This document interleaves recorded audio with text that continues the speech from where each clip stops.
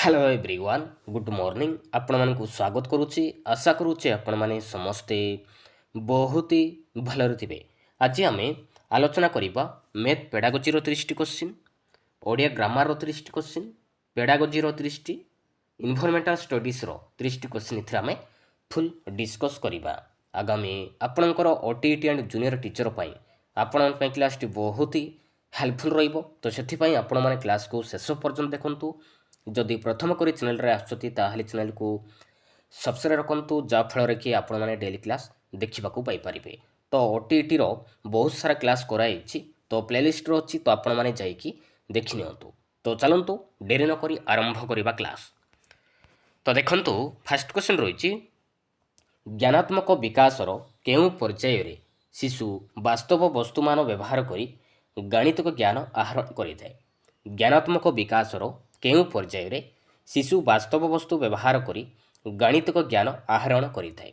संवेदीकारक ना प्राक संकार्य ना स्थूल संकार्यधर्मी पर्याय रे ना यथायथ संकार्यधर्मी पर्याय रे केउ पर्याय रे शिशु वास्तव वस्तु मान व्यवहार करी गणितिक ज्ञान आहरण करिଥାଏ। राइट आंसर कोडा हबो? राइट आंसर होची आपनकर ऑप्शन नंबर सी होची आपनकर राइट आंसर स्थूल संकार्यधर्मी पर्याय रे। माने रखिबे स्थूल संकार्यधर्मी पर्याय रे शिशु वास्तव वस्तु व्यवहार करी गणितिक ज्ञान आहरण करिଥାଏ। तो नेक्स्ट देखिबा। तो नेक्स्ट क्वेश्चन रहिछि जणे छात्र दिया जाइथिबा संख्या मानक मध्यरु मौलिक संख्या गुडी को बाछि पारुछि से गणित शिक्षणर केउ उद्देश्य हासिल करिथते। जणे छात्र दिया जाइथिबा संख्या मानक मध्यरु मौलिक संख्या गुडी को बाछि पारुछन्ति से गणित शिक्षणर केउ उद्देश्य हासिल करिछति। ज्ञान आहरण ना गाणितिक तथ्य को बुझी पारिबा ना ज्ञान को प्रयोग करि पारिबा ना एथि मध्यरु कोनोष्ट नै। राइट आंसर कोडा हबो? राइट आंसर होची आपनकर ऑप्शन नंबर बी होची आपनकर राइट आंसर गाणितिक तथ्य को बुझी पारिबा। माने रखिबे तो ऑप्शन नंबर बी होची आपनकर राइट आंसर। तो नेक्स्ट देखिबा। तो नेक्स्ट क्वेश्चन रहिछि अजुग्म संख्या को अजुग्म संख्या रे गुणन कले गुणफल एक अजुग्म संख्या हुए। ए तथ्य शिक्षादान पई तुमे केउ शिक्षादान प्रणाली अवलंबन करि पारिबो? आरोह ना अवरोह ना विश्लेषण ना संश्लेषण। अजुग्म संख्या को अजुग्म संख्या रे गुणन कले गुणफल एक अजुग्म संख्या हुए। ए तथ्य शिक्षादान पई तुमे केउ शिक्षादान प्रणाली अवलंबन करि पारिबो? कोड अब राइट आंसर? राइट आंसर होची आपनकर ऑप्शन नंबर ए जो आपनकर राइट आंसर आरोह पद्धति। माने रखिबे आरोह पद्धति शिक्षादान प्रणाली अवलंबन करि पारिबो। तो ऑप्शन नंबर ए जो आपनकर राइट आंसर। तो नेक्स्ट देखिबा। तो नेक्स्ट क्वेश्चन रहिछि शून्य स्थान पूरण कर डैश हरण डैश इक्वल टू 4। तो एटा गोटे की प्रकार प्रश्न? वस्तुनिष्ठ ना द्वि विकल्प ना बहु विकल्प ना मुक्त उत्तरमूलक। राइट आंसर कोडा हबो? राइट आंसर होची आपनकर ऑप्शन नंबर डी। तो एटा होची मुक्त उत्तरमूलक प्रश्न। मुक्त उत्तरमूलक प्रश्न का कुआचे? जेउ प्रश्न रे कि उत्तर अनेक आसुथबो ताको हम कहिबा मुक्त उत्तरमूलक प्रश्न बोली कहि थाउ। तो ऑप्शन नंबर डी होची आपनकर राइट आंसर। तो नेक्स्ट देखिबा। तो नेक्स्ट क्वेश्चन रहिछि केउ उक्तिटी गणित पाठ कषडार उपयोगिता दर्शाउ नाही। तो चारिटी ऑप्शन देइछि। तो चारिटी ऑप्शन मध्यरु कोडा गुटे गणित पाठ कषडार उपयोगिता को दर्शाउ नाही? ऑप्शन ए देइछि पाठ्यवस्तु को निर्दिष्ट समय मध्यरे सारिबारे सहायक अटे ना श्रेणी रे पाठ केते दूर अग्रगति करिछि जानिबारे सहाय्य करे ना शिक्षादान पिला माने केते उपकृत होइछन्ति जानिबारे सहाय्य करे ना केउ मासरे कोन पढ़ा जीवो ता जानि हेबो। कोडा गुटे गणित पाठ कषडार उपयोगिता को दर्शाउ नाही? ए राइट आंसर कोडा हबो? राइट आंसर होची आपनकर ऑप्शन नंबर सी होची आपनकर राइट आंसर शिक्षादान पिला माने केते उपकृत होइछन्ति जानिबारे सहाय्य करे। एटा किंतु गणित पाठ कषडार उपयोगिता को दर्शाउ नाही। तो ऑप्शन नंबर सी होची आपनकर राइट आंसर। तो नेक्स्ट देखिबा। तो नेक्स्ट क्वेश्चन रहिछि केउ गणितिक प्रक्रिया शिक्षादान पई नापियर खंड व्यवहार करा जाय? केउ गणितिक प्रक्रिया शिक्षादान पई नापियर खंड व्यवहार करा जायଥାଏ? संख्या गणना ना संख्यार स्थानीय मान ना जोग वियोग प्रक्रिया ना गुणन प्रक्रिया।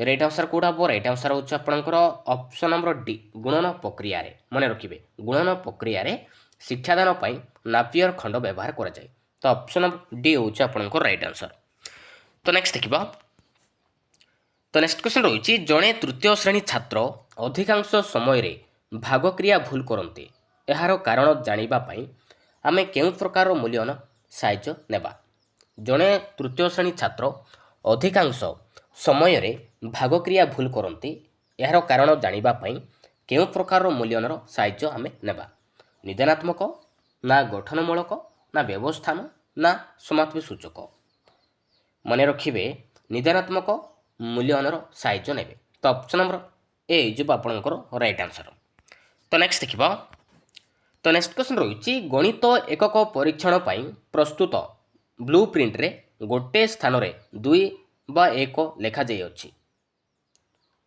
ତ ଏହା କ'ଣ ବୁଝେଇଛି ଅପସନ୍ ଏ ଦେଇଛି ଗୋଟିଏ ପ୍ରଶ୍ନ ଓ ଏହାର ମୂଲ୍ୟ 2 ନମ୍ବର ନା ଦୁଇଟି ପ୍ରଶ୍ନ ଏବଂ ପ୍ରତ୍ୟେକର ମୂଲ୍ୟ 1 ନମ୍ବର ନା ଦୁଇଟି ପ୍ରଶ୍ନର ମୋଟ ମୂଲ୍ୟ 1 ନମ୍ବର ନା ଏଥି ମଧ୍ୟରୁ କୌଣସିଟି ନୁହେଁ ଗଣିତ ଏକକ ପରୀକ୍ଷଣ ପାଇଁ ପ୍ରସ୍ତୁତ ବ୍ଲୁ ପ୍ରିଣ୍ଟରେ ଗୋଟିଏ ସ୍ଥାନରେ 2 1 ଲେଖାଯାଇଅଛି ତ ଏଇଟା କାହାକୁ ବୁଝେଇଛି କୋଉଟା ରାଇଟ୍ ଆନ୍ସର ହେଉଛି ଆପଣଙ୍କର ଅପସନ୍ ନମ୍ବର ଏ ଗୋଟିଏ ପ୍ରଶ୍ନ ଓ ଏହାର ମୂଲ୍ୟ 2 ନମ୍ବର ତ ଅପସନ୍ ନମ୍ବର ଏ ଯିବ ଆପଣଙ୍କର ରାଇଟ୍ ଆନ୍ସର ତ ନେକ୍ସଟ ଦେଖିବା ଗଣିତ ଶିକ୍ଷଣ ପ୍ରାରମ୍ଭରେ ଶିଶୁ କ'ଣ ଶିଖିବ ଗଣିତ ଶିକ୍ଷଣ ପ୍ରଥମେ ଆରମ୍ଭରେ ଶିଶୁ କ'ଣ ଶିଖିବ 1 ଠାରୁ 10 ଯାଏଁ ସଂଖ୍ୟା କହିବା ନା 1 ରୁ 10 ଯାଏଁ ସଂଖ୍ୟା ଲେଖିବା ନା 10ଟି ବସ୍ତୁକୁ 1 2 3 କରି ଗଣିବା ନା ପ୍ରତ୍ୟେକ ଅଙ୍କକୁ 10 ଥର ଲେଖିବା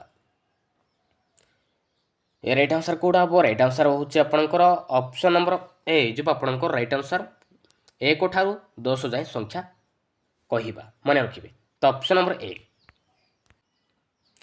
ତ ନେକ୍ସଟ ଦେଖିବା ତ ନେକ୍ସଟ କ୍ୱେଶ୍ଚନ୍ ରହିଛି କେଉଁ ଚିତ୍ରର ପ୍ରତିସମ ରେଖା ଅଛି କେଉଁ ଚିତ୍ରର ପ୍ରତିସମ ରେଖା ଅଛି ସମବାହୁ ତ୍ରିଭୁଜରେ ନା ବିଷମବାହୁ ତ୍ରିଭୁଜରେ ନା ସମକୋଣୀ ତ୍ରିଭୁଜରେ ନା ସ୍ଥୂଳକୋଣୀ ତ୍ରିଭୁଜରେ କେଉଁ ଚିତ୍ରର ପ୍ରତିସମ ରେଖା ଅଛି ମନେ ରଖିବେ ସମବାହୁ ତ୍ରିଭୁଜରେ ମନେ ରଖିବେ ସମବାହୁ ତ୍ରିଭୁଜରେ ପ୍ରତିସମ ରେଖା ଅଛି ତ ଅପସନ୍ ନମ୍ବର ଏ ଯିବ ଆପଣଙ୍କର ରାଇଟ୍ ଆନ୍ସର ତ ନେକ୍ସଟ ଦେଖିବା ତ ନେକ୍ସଟ କ୍ୱେଶ୍ଚନ୍ ରହିଛି ଜଣେ ଛାତ୍ର ବିଭିନ୍ନ ଆକାରର ଚତୁର୍ଭୁଜ ଅଙ୍କନ କରି ସେମାନଙ୍କର କୋଣଗୁଡ଼ିକୁ ମାପ କରି ସିଦ୍ଧାନ୍ତରେ ଉପନୀତ ହେଲେ ଯେ ଚତୁର୍ଭୁଜର ଚାରି କୋଣର ସମଷ୍ଟି 360 ଡିଗ୍ରୀ ଏହା ଗଣିତ ଶିକ୍ଷଣର କେଉଁ ପଦ୍ଧତିକୁ ସୂଚାଉଛି ଜଣେ ଛାତ୍ର ବିଭିନ୍ନ ଆକାରର ଚତୁର୍ଭୁଜ ଅଙ୍କନ କରି ସେମାନଙ୍କର କୋଣଗୁଡ଼ିକୁ ମାପ କରି ସିଦ୍ଧାନ୍ତରେ ଉପନୀତ ହେଲେ ଯେ ଚତୁର୍ଭୁଜର ଚାରି କୋଣର ସମଷ୍ଟି 360 ଡିଗ୍ରୀ ଏହା ଗଣିତ ଶିକ୍ଷଣର କେଉଁ ପଦ୍ଧତିକୁ ସୂଚାଉଛି ଆରୋହ ନା ଅବରୋହ ନା ବିଶ୍ଳେଷଣ ନା ସଂଶ୍ଳେଷଣ ପଦ୍ଧତିକୁ ସୂଚାଉଛି କୋଉଟା ରାଇଟ୍ ଆନ୍ସର ହେଉଛି ଆପଣଙ୍କର ଅପସନ୍ ନମ୍ବର ଏ ଆରୋହ ପଦ୍ଧତିକୁ ସୂଚାଉଛି ମନେ ରଖିବେ ତ ଅପସନ୍ ନମ୍ବର ଏ ଯିବ ଆପଣଙ୍କର ରାଇଟ୍ ଆନ୍ସର ତ ନେକ୍ସଟ ଦେଖିବା କେଉଁଟି ବସ୍ତୁନିଷ୍ଠ ପ୍ରଶ୍ନ ନୁହେଁ ତ ଚାରିଟି ଅପସନ୍ ଦେଇଛି ତ ଚାରିଟି ଅପସନ୍ ମଧ୍ୟରୁ କୋଉଟା ଗୋଟେ ବସ୍ତୁନିଷ୍ଠ ପ୍ରଶ୍ନ କୋଉଟା ନୁହେଁ ସ୍ୱଳ୍ପ ଉତ୍ତରମୂଳକ ପ୍ରଶ୍ନ ନା ସମାପନ ନା ସତ୍ୟାସତ୍ୟ ନା ମେଳକ ପ୍ରଶ୍ନ ରାଇଟ୍ ଆନ୍ସର କୋଉଟା ହେବ ରାଇଟ୍ ଆନ୍ସର ହେଉଛି ଆପଣଙ୍କର ଅପସନ୍ ନମ୍ବର ଏ ଯିବ ଆପଣଙ୍କର right answer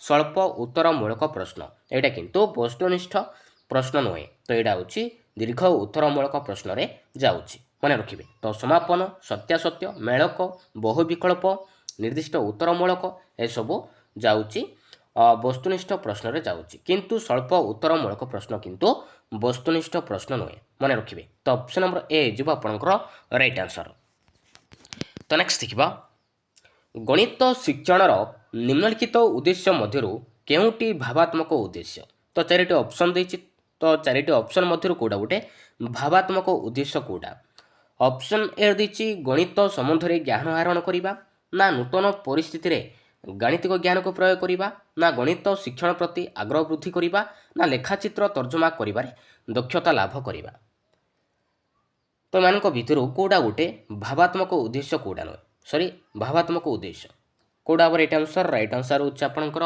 option number C ହେଉଛି ଆପଣଙ୍କର ରାଇଟ୍ ଆନ୍ସର ଗଣିତ ଶିକ୍ଷଣ ପ୍ରତି ଆଗ୍ରହ ବୃଦ୍ଧି କରିବା ତ ଏଇଟା ହେଉଛି ଭାବାତ୍ମକ ଉଦ୍ଦେଶ୍ୟ ଅଟେ ତ ଅପସନ୍ ନମ୍ବର ସି ହେଉଛି ଆପଣଙ୍କର ରାଇଟ୍ ଆନ୍ସର୍। ତ ନେକ୍ସଟ ଦେଖିବା ଗଣିତ ଶିକ୍ଷାଦାନ ପାଇଁ ପ୍ରକଳ୍ପ ପ୍ରଣାଳୀ କେଉଁ ଦାର୍ଶନିକ ତତ୍ତ୍ୱ ଉପରେ ପର୍ଯ୍ୟବେସିତ? ଗଣିତ ଶିକ୍ଷାଦାନ ପାଇଁ ପ୍ରକଳ୍ପ ପ୍ରଣାଳୀ କେଉଁ ଦାର୍ଶନିକଙ୍କ ତତ୍ତ୍ୱ ଉପରେ ପର୍ଯ୍ୟବେସିତ? ଜନ୍ ଡ୍ୟୁଇ ନା କିଲପାଟ୍ରିକ୍ ନା ଷ୍ଟିଭେନସନ୍ ନା ଫ୍ରୋବେଲ୍? ରାଇଟ୍ ଆନ୍ସର୍ କେଉଁଟା ହେବ? ରାଇଟ୍ ଆନ୍ସର୍ ହେଉଛି ଆପଣଙ୍କର ଅପସନ୍ ନମ୍ବର ଏ ଯିବ ଆପଣଙ୍କର ରାଇଟ୍ ଆନ୍ସର୍ ଜନ୍ ଡ୍ୟୁଇ। ମନେ ରଖିବେ ଗଣିତ ଶିକ୍ଷାଦାନ ପାଇଁ ପ୍ରକଳ୍ପ ପ୍ରଣାଳୀ ଜନ୍ ଡ୍ୟୁଇଙ୍କ ତତ୍ତ୍ୱ ଉପରେ ପର୍ଯ୍ୟବେସିତ। ତ ଅପସନ୍ ନମ୍ବର ଏ ଯିବ ଆପଣଙ୍କର ରାଇଟ୍ ଆନ୍ସର୍। ତ ନେକ୍ସଟ ଦେଖିବ ଜ୍ୟାମିତିକ ଉପପାଦ୍ୟର ଯୁକ୍ତିମୂଳକ ପ୍ରମାଣର ଶିକ୍ଷାଦାନ ପାଇଁ ମୁଖ୍ୟତଃ କେଉଁ ପଦ୍ଧତି ବ୍ୟବହାର କରାଯାଇଥାଏ? ଜ୍ୟାମିତିକ ଉପପାଦ୍ୟର ଯୁକ୍ତିମୂଳକ ପ୍ରମାଣର ଶିକ୍ଷାଦାନ ପାଇଁ ମୁଖ୍ୟତଃ କେଉଁ ପଦ୍ଧତି ବ୍ୟବହାର କରାଯାଇଥାଏ? ସଂଶ୍ଳେଷଣ ନା ବିଶ୍ଳେଷଣ ନା ଉଭୟ ସଂଶ୍ଳେଷଣ ଓ ବିଶ୍ଳେଷଣ ନା ଏମାନଙ୍କ ମଧ୍ୟରୁ କୌଣସିଟି ନୁହେଁ? ରାଇଟ୍ ଆନ୍ସର୍ କେଉଁଟା ହେବ? ରାଇଟ୍ ଆନ୍ସର୍ ହେଉଛି ଆପଣଙ୍କର ଅପସନ୍ ନମ୍ବର ସି ହେଉଛି ଆପଣଙ୍କର ରାଇଟ୍ ଆନ୍ସର୍। ଉଭୟ ସଂଶ୍ଳେଷଣ ଓ ବିଶ୍ଳେଷଣ ପଦ୍ଧତି ବ୍ୟବହାର କରାଯାଇଥାଏ। ମନେ ରଖିବେ ତ ଅପସନ୍ ନମ୍ବର ସି ହେଉଛି ଆପଣଙ୍କର ରାଇଟ୍ ଆନ୍ସର୍। ତ ନେକ୍ସଟ ଦେଖିବା ଗଣିତ ଶିକ୍ଷଣ ପାଇଁ କାର୍ଯ୍ୟ ପଦ୍ଧତି ସହ କେଉଁଟି ସମ୍ପର୍କିତ ନୁହେଁ? ଗଣିତ ଶିକ୍ଷଣ ପାଇଁ କାର୍ଯ୍ୟ ପଦ୍ଧତି ତ ଏମାନଙ୍କ ଭିତରୁ କେଉଁଟା ଗୋଟେ ସମ୍ପର୍କ ନୁହେଁ? ଅପସନ୍ ଏ ଦେଇଛି ପ୍ରତ୍ୟେକ ଶିକ୍ଷାର୍ଥୀ ସକ୍ରିୟ ରହନ୍ତି ନା ପ୍ରତ୍ୟେକ ଶିକ୍ଷାର୍ଥୀ କାର୍ଯ୍ୟକ୍ରମରେ ଅଂଶଗ୍ରହଣ କରନ୍ତି ନା ପ୍ରତ୍ୟେକ ଶିକ୍ଷାର୍ଥୀ ଆନନ୍ଦ ଉପଭୋଗ କରନ୍ତି ନା ଶିକ୍ଷକଙ୍କର କାର୍ଯ୍ୟ ଭାର ହ୍ରାସ ପାଇଥାଏ? ରାଇଟ୍ ଆନ୍ସର୍ କେଉଁଟା ହେବ? ରାଇଟ୍ ଆନ୍ସର୍ ହେଉଛି ଆପଣଙ୍କର ଅପସନ୍ ନମ୍ବର ଡି ଶିକ୍ଷକଙ୍କର କାର୍ଯ୍ୟଭାର ହ୍ରାସ ପାଇଥାଏ। ଏଇଟା କିନ୍ତୁ ଶିକ୍ଷଣ ଗଣିତ ଶିକ୍ଷଣ ପାଇଁ କାର୍ଯ୍ୟ ପଦ୍ଧତି ସମ୍ପର୍କ ନୁହେଁ। ତ ଅପସନ୍ ନମ୍ବର ଡି ହେଉଛି ଆପଣଙ୍କର ରାଇଟ୍ ଆନ୍ସର୍। ତ ନେକ୍ସଟ ଦେଖିବା କେଉଁ କ୍ଷେତ୍ରରେ ଶିକ୍ଷକ ବିଶ୍ଳେଷଣ ପଦ୍ଧତି ବ୍ୟବହାର କରନ୍ତି? କେଉଁ ପଦ୍ଧତିରେ ବିଶ୍ଳେଷଣ ପଦ୍ଧତି ବ୍ୟବହାର କରନ୍ତି? କେଉଁ କ୍ଷେତ୍ରରେ?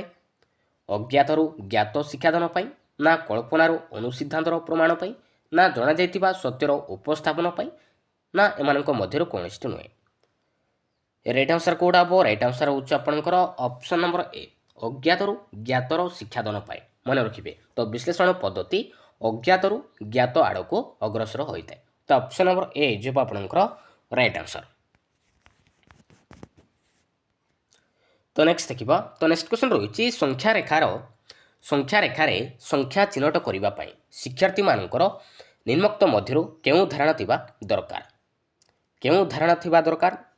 ଅପସନ୍ ଏ ଦେଇଛି ସଂଖ୍ୟାରେଖା ସମ୍ପର୍କରେ ଧାରଣା ନା ସଂଖ୍ୟାରେଖା ଉପରେ ମୂଳବିନ୍ଦୁ ନେବା ନା ସଂଖ୍ୟାରେଖା ଉପରେ ଋଣାତ୍ମକ ଓ ଧନାତ୍ମକ ଦିଗ ନା ଉପରୋକ୍ତ ସମସ୍ତ?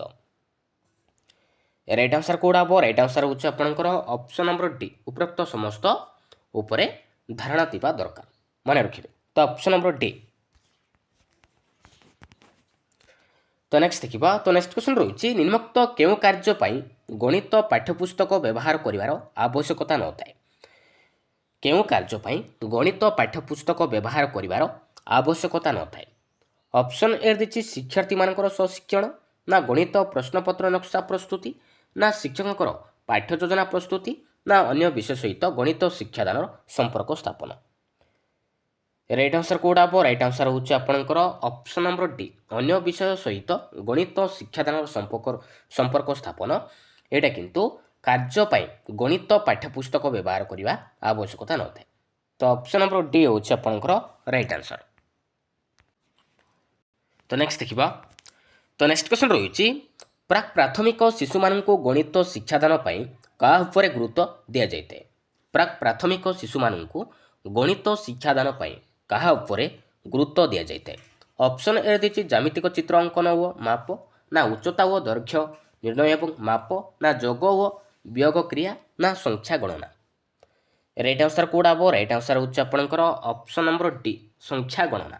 ପ୍ରାକ୍ ପ୍ରାଥମିକ ଶିଶୁମାନଙ୍କୁ ଗଣିତ ଶିକ୍ଷାଦାନ ପାଇଁ ତ ସଂଖ୍ୟା ଗଣନା ଉପରେ ହିଁ ଗୁରୁତ୍ୱ ଦିଆଯାଇଥାଏ। ତ ଅପସନ୍ ନମ୍ବର ଡି ହେଉଛି ଆପଣଙ୍କର ରାଇଟ୍ ଆନ୍ସର୍।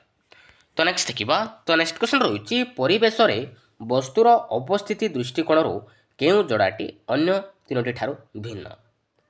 ଅପସନ୍ ଏ ଦେଇଛି ବଡ଼ ଛୋଟ ଦେଇଛି ବିରେ ଦେଇଛି ବାମ ଡାହାଣ ସିରେ ଦେଇଛି ଆଗ ପଛ ଡି ଦେଇଛି ଉପର ତଳ।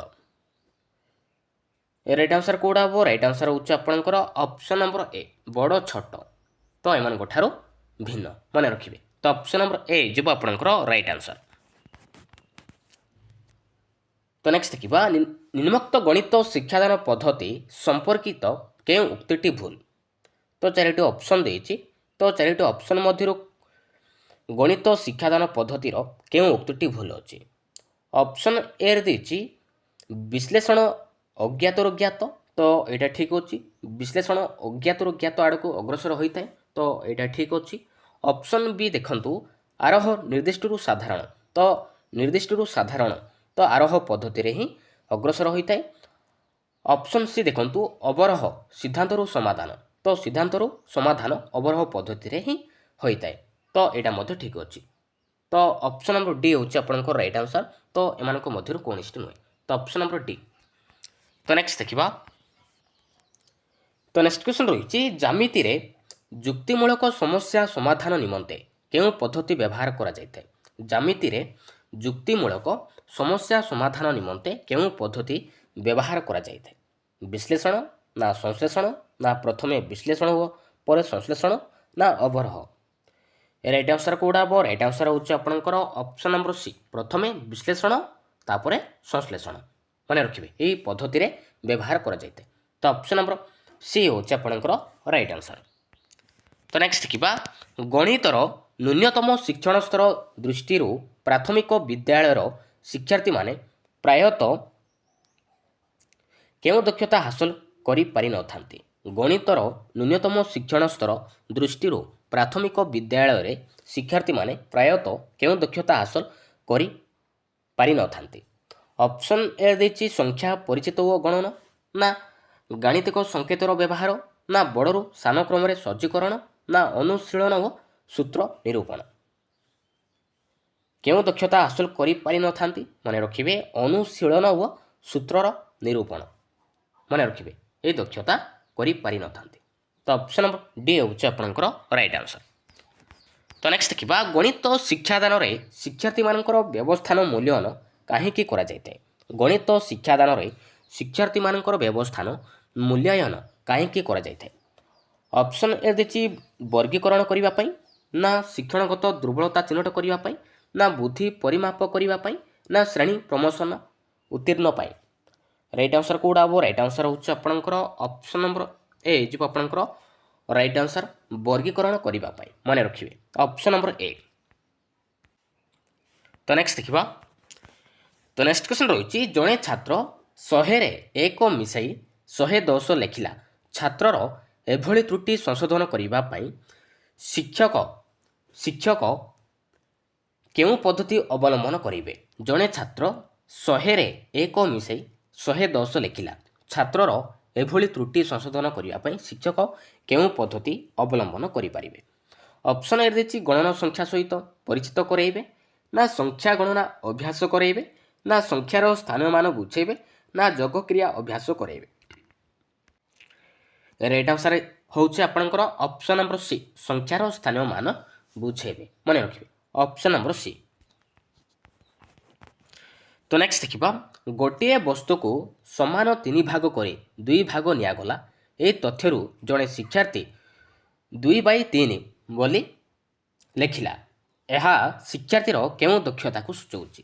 ଗୋଟିଏ ବସ୍ତୁକୁ ସମାନ 3 ଭାଗ କରି 2 ଭାଗ ନିଆଗଲା। ଏହି ତଥ୍ୟକୁ ଜଣେ ଶିକ୍ଷାର୍ଥୀ 2/3 ବୋଲି ଲେଖିଲା।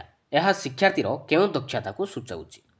ଅପସନ୍ ଏ ଦେଇଛି ଭଗ୍ନାଂଶର ଲବ ଓ ହର ଠିକ୍ ଭାବରେ ଲେଖିପାରୁଛି, ନା ଭଗ୍ନାଂଶକୁ ସାଙ୍କେତିକ ଭାଷାରେ ଲେଖିପାରୁଛି, ନା ସାଙ୍କେତିକ ଭାଷାକୁ ଗାଣିତିକ ଭାଷାରେ ଲେଖିପାରୁଛି, ନା ଗାଣିତିକ ଭାଷାକୁ ସାଙ୍କେତିକ ଭାଷାରେ ଲେଖିପାରୁଛି। ରାଇଟ୍ ଆନ୍ସର କେଉଁଟା ହେବ? ରାଇଟ୍ ଆନ୍ସର ହେଉଛି ଆପଣଙ୍କର ଅପସନ୍ ନମ୍ବର ଡି, ଗାଣିତିକ ଭାଷାକୁ ସାଙ୍କେତିକ ଭାଷାରେ ଲେଖିପାରୁଛି। ତ ଅପସନ୍ ନମ୍ବର ଡି ହେଉଛି ଆପଣଙ୍କର ରାଇଟ୍ ଆନ୍ସର। ତ ନେକ୍ସଟ ଦେଖିବା ଗଣିତ ଶିକ୍ଷାଦାନରେ ପ୍ରକଳ୍ପ ପଦ୍ଧତିର କେଉଁ ପଦ୍ଧତି ଠିକ୍। ଗଣିତ ଶିକ୍ଷାଦାନରେ ପ୍ରକଳ୍ପ ପଦ୍ଧତିର କେଉଁ ପଦ୍ଧତି ଠିକ୍।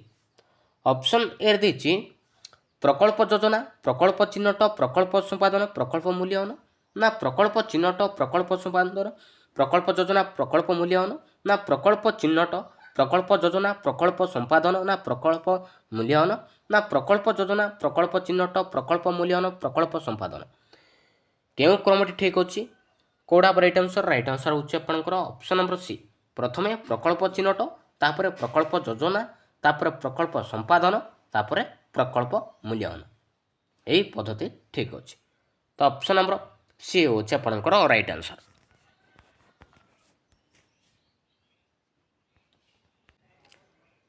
ତ ନେକ୍ସଟ ଦେଖିବା, ଜଣେ ପ୍ରାଥମିକ ବିଦ୍ୟାଳୟର ଛାତ୍ର ହାଟରେ କିଣାବିକା କରି ଟଙ୍କା ପଇସା ଠିକ୍ ହିସାବ କରିପାରୁଛି।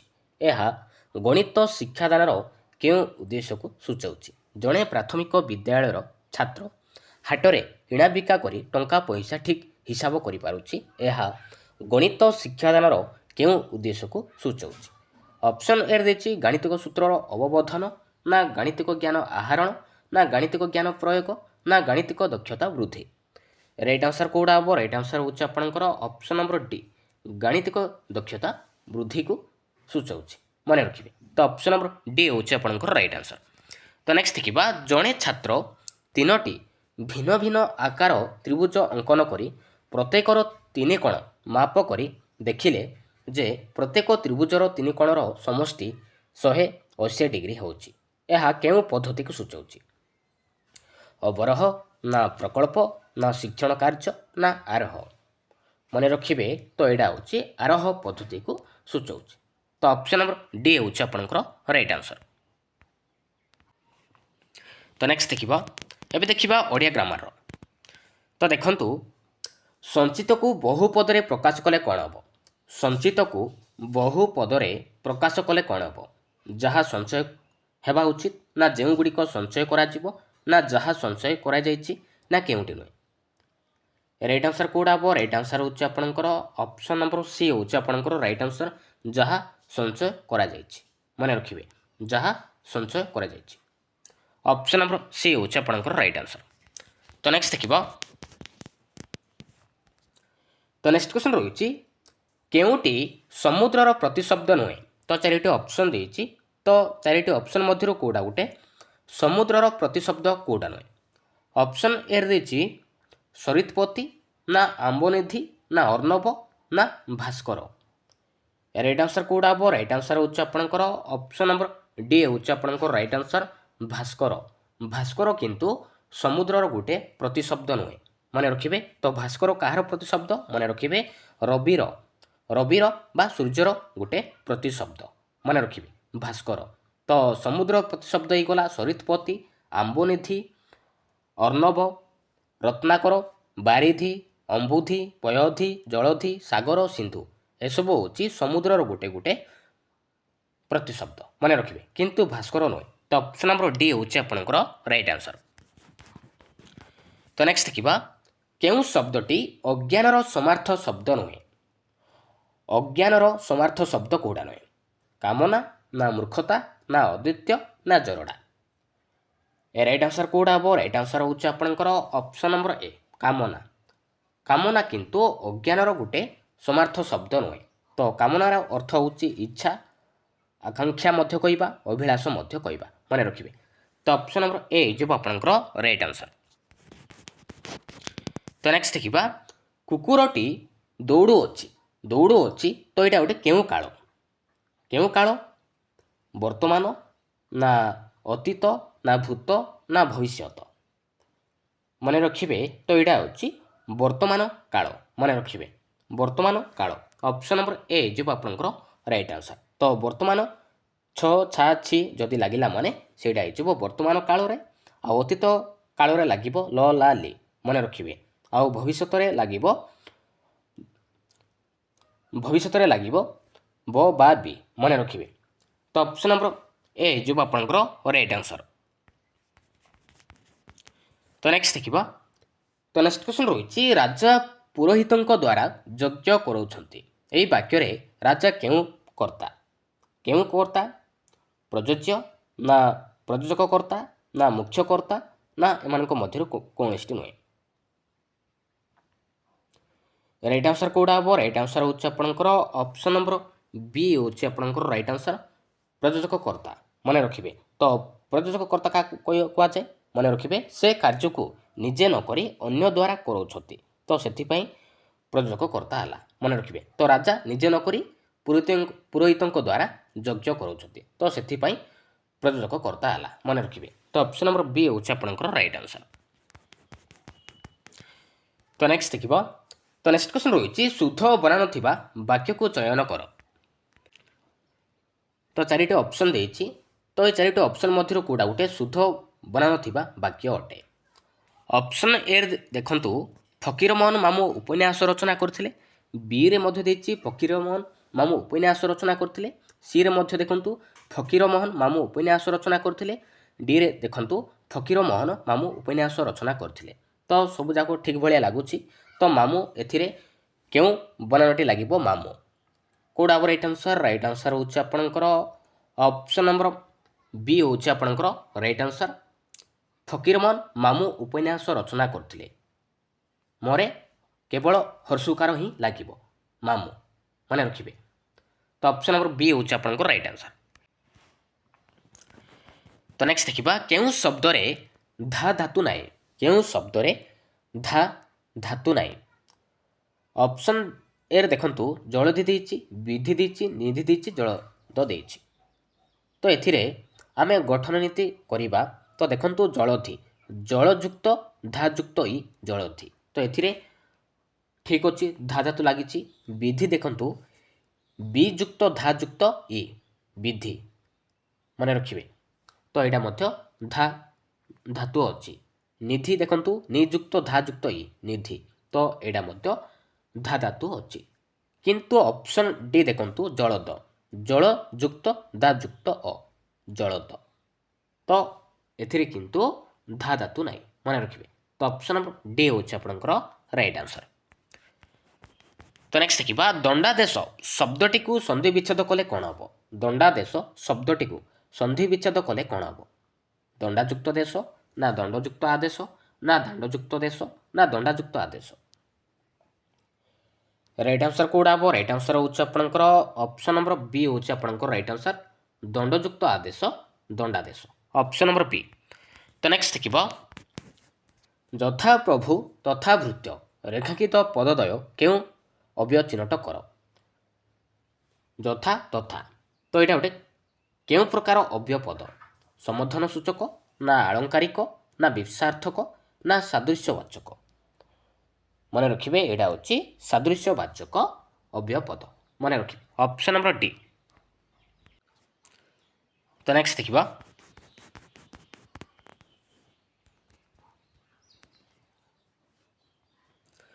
ତ ନେକ୍ସଟ କ୍ୱେଶ୍ଚନ୍ ରହିଛି କ୍ରୋଧ ମନୁଷ୍ୟର ପରମ ଶତ୍ରୁ ରେଖାଙ୍କିତ ପଦଟି କି ପ୍ରକାର ବିଶେଷଣ ପଦ? କେଉଁ ପ୍ରକାର ବିଶେଷ୍ୟ? କ୍ରୋଧ ମନୁଷ୍ୟର ପରମ ଶତ୍ରୁ ରେଖାଙ୍କିତ ପଦଟି କି ପ୍ରକାର ବିଶେଷ୍ୟ?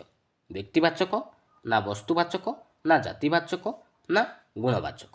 ମନେ ରଖିବେ ତ ଏଇଟା ହେଉଛି ଗୁଣବାଚକ ବିଶେଷ ପଦ ଅଟେ ମନେ ରଖିବେ। ତ ଅପସନ୍ ନମ୍ବର ଡି ହେଉଛି ଆପଣଙ୍କର ରାଇଟ୍ ଆନ୍ସର୍। ତ ଗୁଣବାଚକ ବିଶେଷ ପଦକୁ ଦେଖି ହୁଏ ନାହିଁ କି ସ୍ପର୍ଶ କରି ହୁଏ ନାହିଁ କି ଏଗୁଡ଼ିକ କେବଳ ଅନୁଭବ କରି ହୋଇଥାଏ ମନେ ରଖିବେ। ତ ଅପସନ୍ ନମ୍ବର ଡି।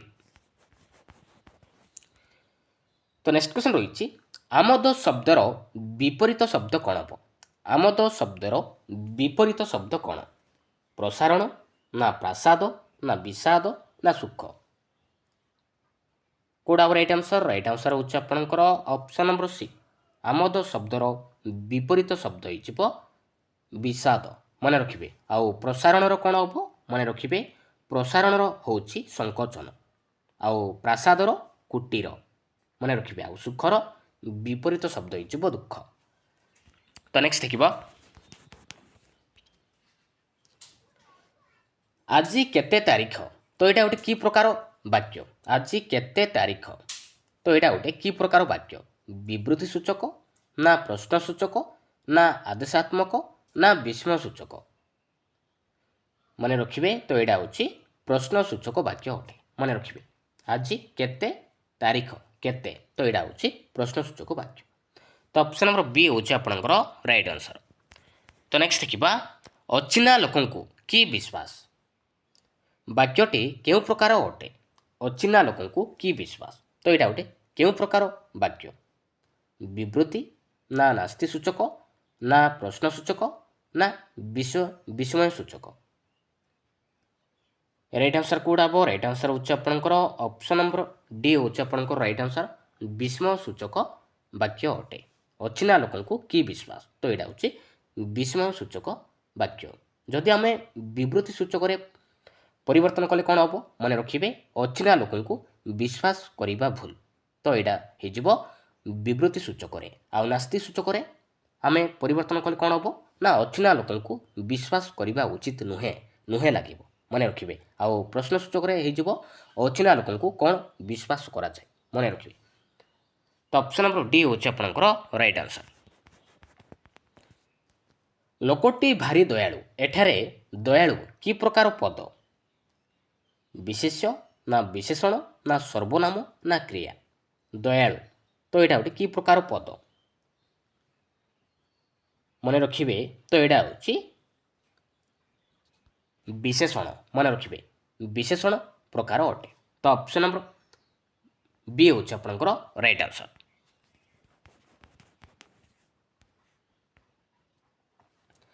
ନିମ୍ନୋକ୍ତ ମଧ୍ୟରୁ କେଉଁଟି ଏକ ପୂରଣବାଚକ ବିଶେଷଣ?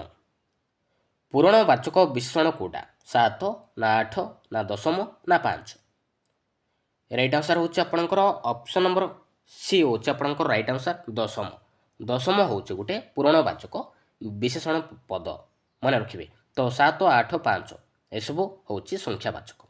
ଆଉ ପ୍ରଥମ, ଦ୍ୱିତୀୟ, ତୃତୀୟ, ଚତୁର୍ଥ, ପଞ୍ଚମ, ଷଷ୍ଠ, ସପ୍ତମ, ଅଷ୍ଟମ, ନବମ, ଦଶମ ଏସବୁ ଲାଗିଲା ମାନେ ପୂରଣବାଚକ ବିଶେଷଣ ପଦ ହେବ। ମନେ ରଖିବେ। ତ ନେକ୍ସଟ ଦେଖିବା। ତ ନେକ୍ସଟ କ୍ୱେଶ୍ଚନ ରହିଛି, ଉଜ୍ଜଳ ଶବ୍ଦର ବିପରୀତ ଶବ୍ଦ କ'ଣ? ଉଜ୍ଜଳ ଶବ୍ଦର ବିପରୀତ ଶବ୍ଦ କ'ଣ? ଆଲୋକ, ନା ଅନାଲୋକ, ନା ନଷ୍ପ୍ରଭ, ନା ଝପ୍ସା? ରାଇଟ୍ ଆନ୍ସର କୋଉଟା ହେବ? ରାଇଟ୍ ଆନ୍ସର ହେଉଛି ଆପଣଙ୍କର ଅପସନ୍ ନମ୍ବର ସି ହେଉଛି ଆପଣଙ୍କର ରାଇଟ୍ ଆନ୍ସର। ଉଜ୍ଜଳ ଶବ୍ଦର ବିପରୀତ ଶବ୍ଦ ହେଇଯିବ ନଷ୍ପ୍ରଭ। ମନେ ରଖିବେ, ଅପସନ୍ ନମ୍ବର ସି। ତ ନେକ୍ସଟ ଦେଖିବା, କୃଦନ୍ତରେ ଶବ୍ଦ ଗଠନର ମୂଳ ଉପାଦାନଟି କ'ଣ? କୃଦନ୍ତରେ ଶବ୍ଦ ଗଠନର ମୂଳ ଉପାଦାନଟି କ'ଣ? ଧାତୁ, ନା ପ୍ରତ୍ୟୟ, ନା ବିଭକ୍ତି, ନା ଶବ୍ଦ? ରାଇଟ୍ ଆନ୍ସର କୋଉଟା ହେବ? ରାଇଟ୍ ଆନ୍ସର ହେଉଛି ଆପଣଙ୍କର ଅପସନ୍ ନମ୍ବର ଏ, ଧାତୁ। ନା ଧାତୁ, ଧାତୁ ହେଉଛି ମୂଳ ଉପାଦାନଟି। ଧାତୁ ପରେ ଯେଉଁ ପ୍ରତ୍ୟୟ ଯୋଗ ହୋଇଥାଏ ତାକୁ ଆମେ କହିବା କୃଦନ୍ତ ଶବ୍ଦ ବୋଲି କହିବା।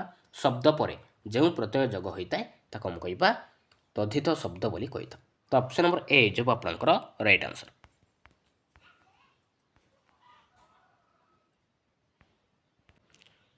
ତ ନେକ୍ସଟ ଦେଖିବା, ପ୍ରଦେଶ ଯୁକ୍ତ ଇକ ପ୍ରାଦେଶିକ ଶବ୍ଦରେ ବ୍ୟବହୃତ ଇକ ପ୍ରତ୍ୟୟ କେଉଁ ଅର୍ଥରେ ବ୍ୟବହୃତ? ପଣ୍ୟ ଅର୍ଥରେ, ନା ଜୀବିକା ଅର୍ଥରେ, ନା ସମ୍ବନ୍ଧ ଅର୍ଥରେ, ନା କର୍ତ୍ତ ଅର୍ଥରେ? ତ ଏଇଟା ହେଉଛି ସମ୍ବନ୍ଧ ଅର୍ଥରେ। ମନେ ରଖିବେ, ସମ୍ବନ୍ଧ ଅର୍ଥରେ ବ୍ୟବହୃତ। Option number C. ତ ନେକ୍ସଟ ଦେଖିବା, ଅଠା କାଟିରେ ପଡ଼ିବା ତାର ଅର୍ଥ କ'ଣ? ଅଠା କାଟିରେ ପଡ଼ିବା এই ରୂଢ଼ିର ଅର୍ଥ କ'ଣ ହେବ? ବିପଦରେ ପଡ଼ିବା, ନା ସୁଖରେ ରହିବା, ନା ମାୟାଚ୍ଛନ୍ନ ଅବସ୍ଥା, ନା ବିମଳରୁ ଓହରି ଆସିବା? ମନେ ରଖିବେ, ଅଠା କାଟିରେ ପଡ଼ିବା ତାର ଅର୍ଥ ହେଉଛି ବିପଦରେ ପଡ଼ିବା। ମନେ ରଖିବେ, ଅପସନ୍ ନମ୍ବର ଏ। ତ ନେକ୍ସଟ ଦେଖିବା, ଲାଗୁଆ ଅର୍ଥକୁ ବ୍ୟକ୍ତ କରୁଥିବା ରୂଢ଼ିଟି ନିରୂପଣ କର। ଲାଗୁଆ এই ରୂଢ଼ିର ଅର୍ଥ କ'ଣ ହେବ? ଧରାବନ୍ଧା, ନା ବନ୍ଧା ଚାକର, ନା ଜମି ବନ୍ଧା ଦେବା, ନା ବନ୍ଧାଶାଳ? ଲାଗୁଆ ଅର୍ଥ ହେଉଛି ଧରାବନ୍ଧା। Option number A.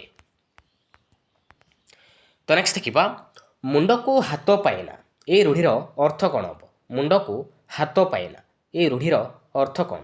କଳାକନା କରିବା, ନା ସୁଖରେ ଚଳିବା, ନା ରୋଜଗାରକ୍ଷମ ହେବା, ନା ସମର୍ଥ ହେବା? ମୁଣ୍ଡକୁ ହାତ ପାଏନା এই ରୂଢ଼ିର ଅର୍ଥ ହେଇଯିବ ସମର୍ଥ ହେବା। ତ ଅପସନ୍ ନମ୍ବର ଡି।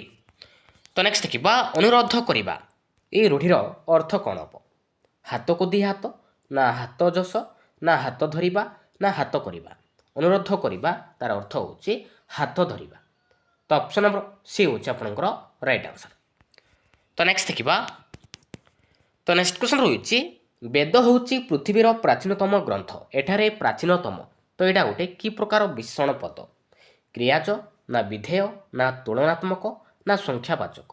ମନେ ରଖିବେ, ତ ପ୍ରାଚୀନତମ, ତ ଏଇଟା ହେଉଛି ତୁଳନାତ୍ମକ ବିଶେଷଣ ପଦ। ମନେ ରଖିବେ, ପ୍ରାଚୀନତମ, ଦୀର୍ଘତମ, ବୃହତ୍ତମ ଏସବୁ ଲାଗିଲା ମାନେ ତୁଳନାତ୍ମକ ବିଶେଷଣ ପଦ ହେବ। ତ ଅପସନ୍ ନମ୍ବର ସି।